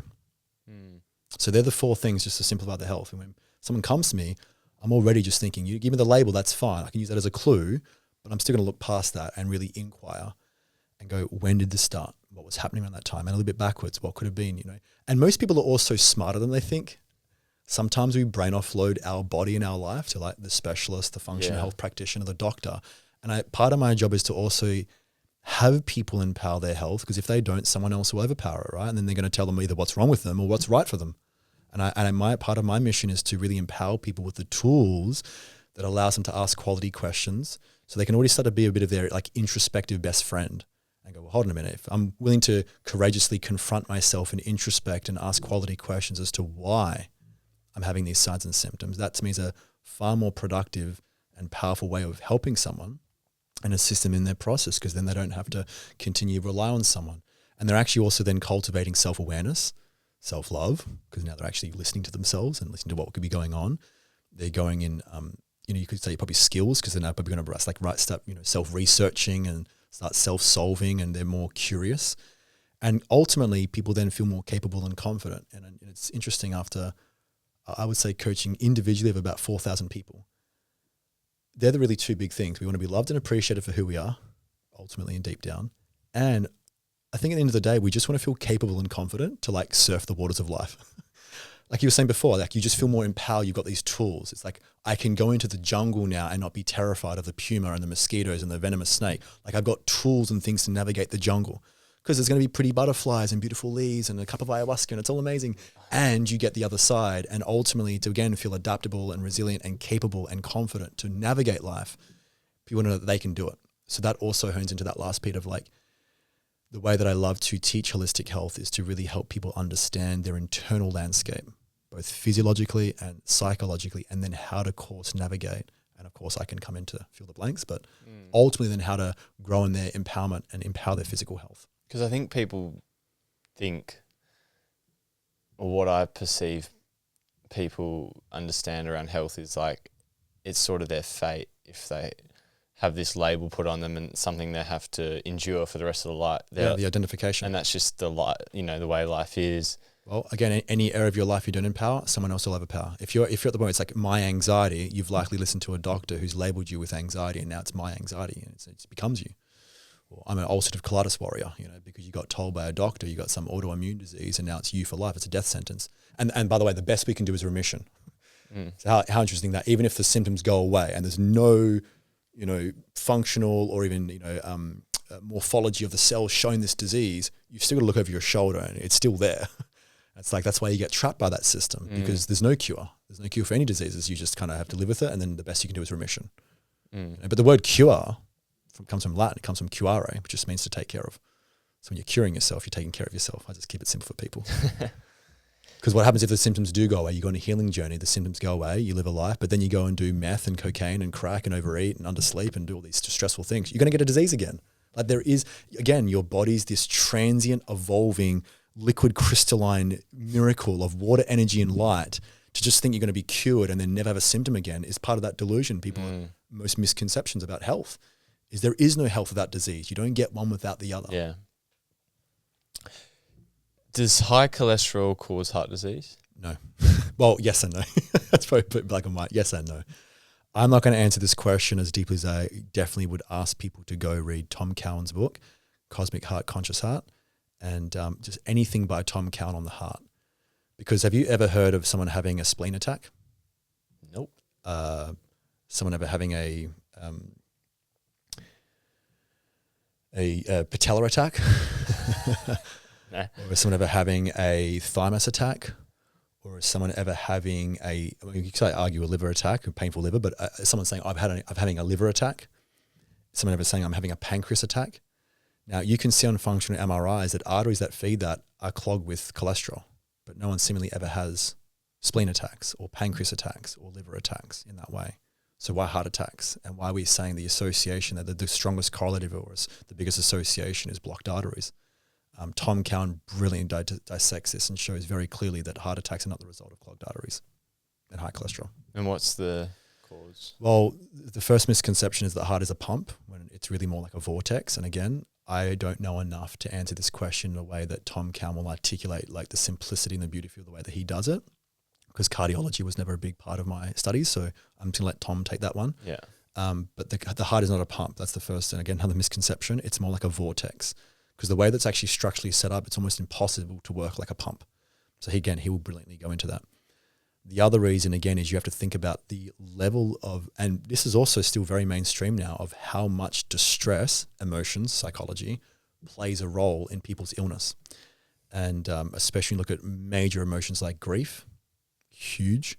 And then also the correlation between heart attacks and high blood pressure, sympathetic activation, distress. And so I sense that, yes, there could be a weakening of the cardiovascular system, the intracardiac network, and all this, the vascular tree. But the prime drivers of ultimately then having a heart attack is distress. Yeah. Because I'm sure there's plenty of people with blocked arteries that aren't having heart attacks. And again, there's plenty of people with blocked arteries towards their spleen that are not having spleen attacks. Plenty of people with blocked arteries towards their pancreas that are not having pancreas attacks. So to say that the heart is the only organ that has attacks because of a blocked artery, I think is a cynical way of looking at the body. But again, I would submit to anyone that's interested in this topic, go look at Tom Cowan's work and get his book, Cosmic Heart, Conscious Heart. Sorry, Cosmic Heart, not Conscious Heart. I forgot the second part, but it's, if you type in Tom Cowan, Cosmic Heart, you'll see the book. Yeah. What about red meat? Why is everyone so scared of red meat? Look, I look at the guys like Alan Aragon and Lane Norton. They are just brilliant. Lane Norton's a PhD in nutritional sciences. Alan Aragon's a very, very well-established nutritional scientist as well, and some other great ones too. And I think the best evidence is like there's correlations, but there's no causation, because you have to look at like healthy user bias, and sometimes people that eat red meat also eat, do other things that maybe aren't health promoting. So that's why it's sometimes with nutrition, it's very, very difficult to, again, isolate one food. But, to say that red meat is going to be like the cause of your death, and I think, again, very cynical way of looking at the body, because how many people do you either know, or people that you know someone was like very healthy and died at 47 from a heart attack and was vegan, or grandma and grandpa who lived till 106 and smoked, cigarettes and drank alcohol every day. So I think for probably multiple reasons that I maybe not know fully about, is that propaganda campaigns, food industry wanting to make certain foods great and red meat's now the devil, and propaganda campaigns and media, that probably played a large part of it. But fundamentally, pasture-raised meats aren't inherently going to kill you. I mean, that's ridiculous. There's so many other things that can kill you you can have the perfect diet. If you're unfulfilled and highly distressed, that's going to kill you way faster than a Scotch fillet steak on the barbie. So, yeah. You know. What about on the opposite end of the spectrum, like the carnivore diet, for example? Again, I think any extreme is going to be resulting in feedback. I mean, you look at the leaders of that, like Paul Saladino. Ironic that he's got salad in his last name. He's a carnivore guy. No, he's not carnivore anymore. He's not carnivore anymore. So again, how interesting that again, you know, the pairs of opposites kind of kicked in. He's introduced now fruits and honey and all that kind of stuff. What about like Chafee? I don't know Chafee, that guy, but for most of the carnivore groups, here's what two things really happen. One, people again get married to their identity. You know, they put their whole life identity on that. So now I'm the carnivore guy, which means their business, their finances, their identity, who they are, revolves around that. So there's going to be a pride element and a defense to that. If you marry yourself to nutrition and you become identified with your nutrition, you're going to trap yourself. So there's a big part of that, because then what happens is people that have shame, they're going to hide it, right? Oh, my bloods are out because of carnivore. Well, I'm not going to tell anyone and just show this bloods, right? So people will subjectively go about what they're probably showing you on social media. It's the highlight reel for a reason, not a dark low reel. So there's that element. And I think the other element is that no one inherently, except for tribes which had a lower mortality rate, from my understanding, like the Inuits, who were actually really more on a keto high fat diet, but mostly meat, didn't live as long. And the populations that live the longest and have the most longevity, yes, again, healthy user bias, there's other elements. They had a varied diet. And so, you know, I've done a lot of back and forth, fruitarian, carnivore, this and that, read countless nutritional books. And I still tell people numero uno is find what works for you. What do you mean? Numero uno is the number one principle, because the amount of paralysis analysis and the amount of misinformation, the amount of noise out there that people get so confused by, because again, they subordinate to authorities. Oh my God, one influencer said eat eggs. Now this person said don't eat eggs. Oh my God, moral conflict, right? So I tell people, well, can we just stop that, take a step back, and instead of putting your brain offloading your responsibility of nutrition onto others, which can help at times, being educated, why not just start a food diary and go, what works for me and what foods feel really good, what digests really well, what gives me gas and what doesn't, what digests well, what kind of sits there, and just start to make your own internal log and your own internal journal. You have a unique microbiome, unique gastric juices and a hydrochloric acid content and distress levels and even associations to food. Because if you're eating a steak and let's just say you're a child and you're eating steak as you grow up, but at the dinner table, mum and dad would argue all the time, and now you've got all this sympathetic activation, you're going to still associate steak to danger, so you may not then digest meat well. And you go, oh, well, steak's bad for me. Sometimes it's psychology with people, and I've taken people with food allergies and dissolved their allergies because of associations in the brain. If you're eating a bowl of cereal, and again, mum and dad are fighting, you have some extreme sympathetic activation, then all of your sensory experience becomes painful, and you can make associations. This food is now bad because when I eat it, I get heartburn, but what it really was is you had a distressed state, and that food's reminding of you. It's not the food inherently. Like, food has no moral value, right? So to kind of simplify it and kind of land the plane, I think the most powerful thing people can do that gives them the biggest breath of fresh air is just do you, and work out what works for you. And yes, listen to teachers and mentors and people that have studied well in nutrition. But most of the top guys anyway will say still eat a varied diet, find what works for you. If a tomato flares you up, probably not a good idea to not eat that. But you don't think just go tomatoes are bad. Some people eat peanuts and it kills them. Do we ban peanuts because some people die from peanuts, or we just tell those people don't eat peanuts, right? So it's a moot point even say like, oh, well, carnivore is the best and this diet's the best. That's crazy. There's 8.1 billion people, 8.1 billion different microbiomes, 8.1 billion different perceptions to food. So that's why we have culture and different types of food and different cuisines. So I just tell people simplistically, find what works for you, do you. What about calories in, calories out? What are some of the misunderstandings there? That it doesn't work. That's the king. I mean, that's the basics of the laws of thermodynamics and the laws of balance, the laws of equanimity, the laws of probably lots more that I can't even think of right now. That's the king. If you consume more energy than you burn, your input is greater than your output, you're going to gain weight because you have more energy within you. I actually joke with people that are overweight because sometimes there's body dysmorphia and shame. And I go, look, I'm not going to judge you. Take it out. You probably already judge yourself enough. Just think of yourself as really rich. And you've got heaps of cash to spend. And guys, now go spend by losing weight, you're spending your cash and giving it back to the world. Be a very generous donator and start a charity of donating your fat to the world and your energy to the world. And I make it a lighthearted joke because that's all it really is. That when you become fat, you have an excess of energy. But the human condition and the societal input and then the body dysmorphia and all the layers of human conditioning come into play, which is I'm fat and I'm bad or whatever, there's body positivity. But I just tell people you've just consumed excess energy. Now, here's the thing. This is actually a great topic. Dr. Lane Norton, he wrote a great book, Fat Loss Forever. And he showed very clearly in the research that 96% of diets fail. Meaning fundamentally, even if you lose the weight, you have a 96% chance of putting the weight back on to either where you started or even worse, putting excess weight on. Because you probably got guilt and shame. Oh my God, I didn't stick to my diet. I'm a terrible person. You actually eat more. Why? Because fundamentally, and there's great research and it's almost so obvious that you didn't address why you put the weight on in the first place, which is your emotions, your judgments.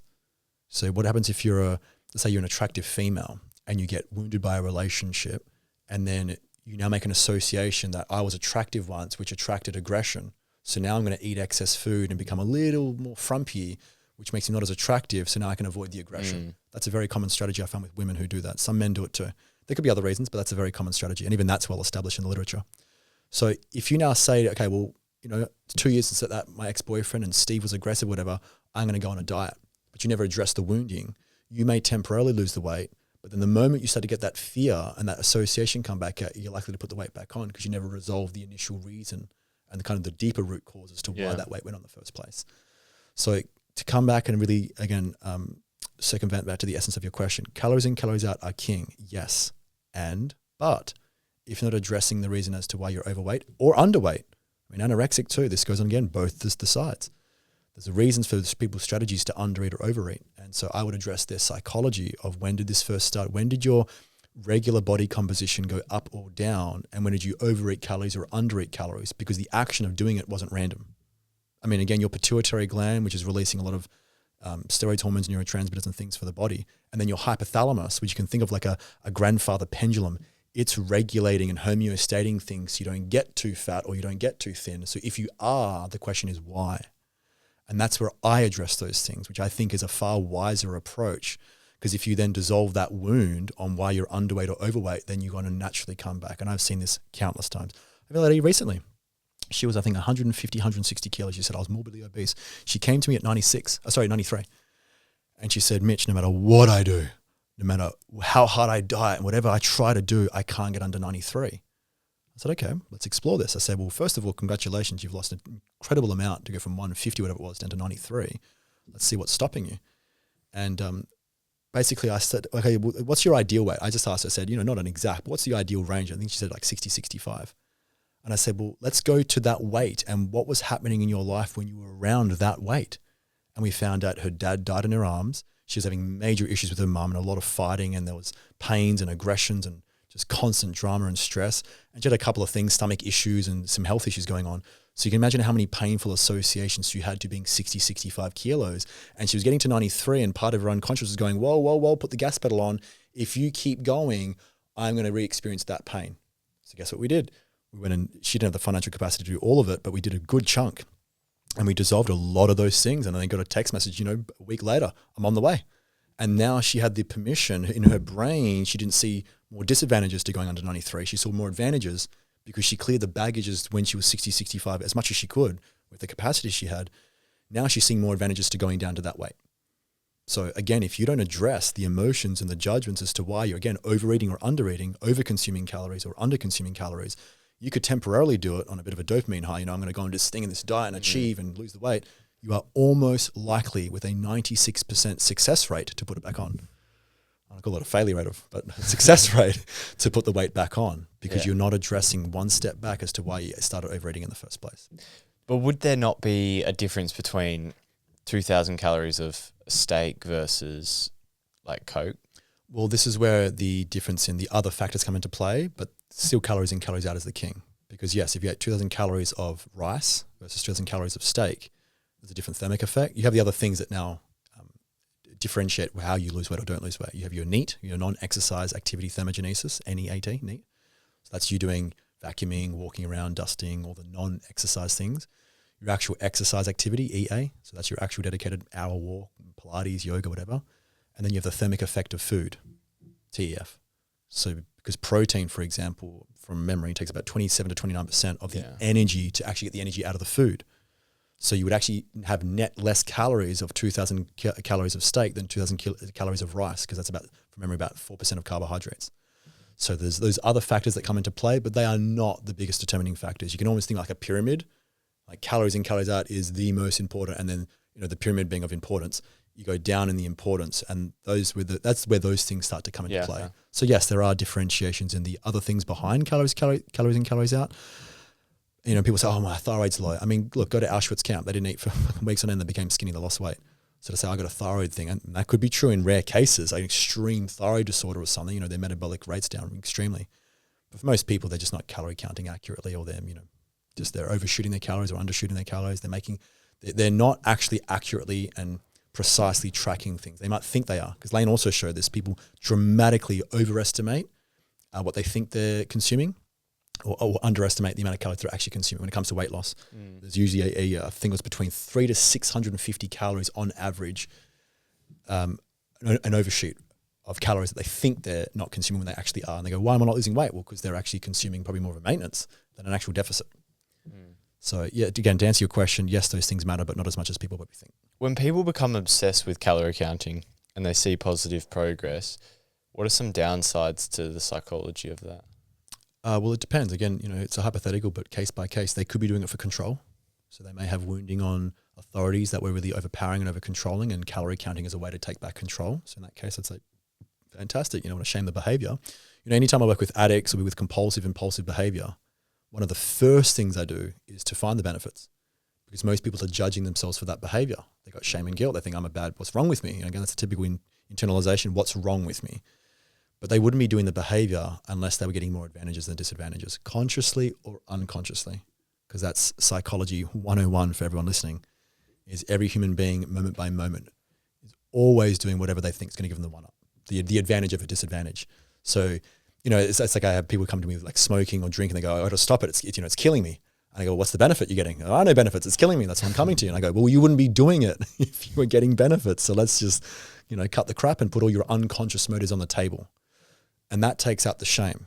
They actually realize, oh, I have a strategy to get what I want. And so my obsessive calorie counting may be because I seeked that, or I had a wound or a void that I didn't have control. I felt overpowered. And this gives me some sense of control and relief, you know, and sovereignty and agency. So I help, again, people break down their psychology to their behavior. It's part of applied psychology and human behavior. And they come to appreciate that the strategy that they're using and their why, and then there's less judgment. And that's now the deep inroad then to dissolving if there is any wound that they want to solve. They can maybe calm down the behavior. It's less impulsive and compulsive, and they're more moderated. Because the more you stabilize your emotions, the more moderated you are in your behavior. The more the infatuation, resentment, the higher positive charge or negative charge, the more volatilities and the compulsive behaviors as a compensation you're going to have. So, yeah, I wouldn't say if you're obsessed about calorie counting, it's not necessarily a bad thing. Because, you know, people, again, they do calorie counting's bad, according to who? Some people do calorie counting and it works very well for them. Fantastic. They've found a strategy and it's probably more moderated. It's really serving their values. Now, the people that are compulsive, it's still serving their values, but maybe not in the most efficient way. And that's where I help them take whatever word judgment. Maybe again, it's a compensation for control. And I just maybe help them dissolve something where now they're more moderated and they feel like they have agency through that choice, not necessarily a compensation because of a wound or a void. Yeah. I just feel like the psychology behind people's behaviors, they don't look at enough, or do. There's so much focus on. We've all got blind spots. There's so much focus on mastering the behaviors, which is important, but people it's not sustainable if you don't, like you said. That's why there's always that rebound effect, unless you sort of understand why the behavior existed in the first place. Yeah, it still requires a lot of discipline just to stick with it for maybe 6 months, a year, but to do it for 10 years, to do it for 20 years, it's difficult to... yeah, but is it hard? You make up a great point, but is it hard for you to stay lean and the body composition you have? Me? Yeah. Oh, I find it pretty easy. Yeah. But if you were extremely wounded and then eating excess calories was your way of having protection and control, and you became fat and overweight, and you said, well, it's really hard to eat clean and eat healthy and and could have made all these stories, you may not be then looking at, well, then why did you start overeating in the first place? It's not terribly difficult to have a body composition, for the large majority, maybe again some rare anomalies, for the vast majority of people to actually have a somewhat healthy body composition. You don't have to have six-pack abs, but a relatively healthy body composition of lean mass to fat mass. But again, with the chronic distresses and the misperceptions and the judgments on self and other in the world and all these things that are perturbing the mind, that add distress, and then as a result of that pain, food's now a nice dopamine pleasure-seeking behavior, and we do it in excess to soothe the pain, high sugar and excess calories. again, unless we're resolving those distresses, then we're going to find it hard to eat healthy maybe, or have a body weight that we think is, acceptable, whatever. And that's because many people just don't have these basic tools of knowing how to balance their mind and balance their perceptions. So that's another reason I have this, part of my mission and how I want to help the world and assist the world is empowering people. If you were the Prime Minister of Australia and you had 3 big actions you could take to change the way we think about health, what would they be? I think if I was more biased in my value system, I'd be assassinated. But if I'm speaking freely, I would say I've heard this argument before, it doesn't start with education. I don't think that's true, because despite the fact that people have their value systems, whatever's there in terms of their education does make a difference. So I would definitely have some element of education. I would probably look at the big conglomerates and look at restricting conglomerates of advertising McDonald's and all these fast food ads. I would start maybe some education programs to help people appreciate the empowerment of those areas. So not forcing it, because that's the last way that you influence people. I would be like, you need to eat celery sticks and you fat bitch. You want to, it's educating people and really empowering them to give them choice. So it's not to force anything per se, which is interesting, because I might say, well, I might restrict conglomerates, but that comes down to propaganda and those things. So there could be restrictions on that and a bigger emphasis on education. I'd look at some way of improving the quality of agriculture and quality farming and access to lowering prices for everyday Aussies so that they have access to healthier foods, because that's part of the reason people go to junk. It's not just the propaganda. It's like you get a Happy Meal for $2 and it's like 800 calories. Now try to get 800 calories of fresh food. It's like fucking $3,000, right? You got to take Blueberries, 10 bucks a punnet. I know, it's crazy, right? I saw them as expensive as $16 a punnet in the winter. Now, obviously off season, they're a bit better in summer, but the point is that to get the same amount of caloric value in healthy food versus junk food is very asymmetrical. So it's not just a propaganda thing.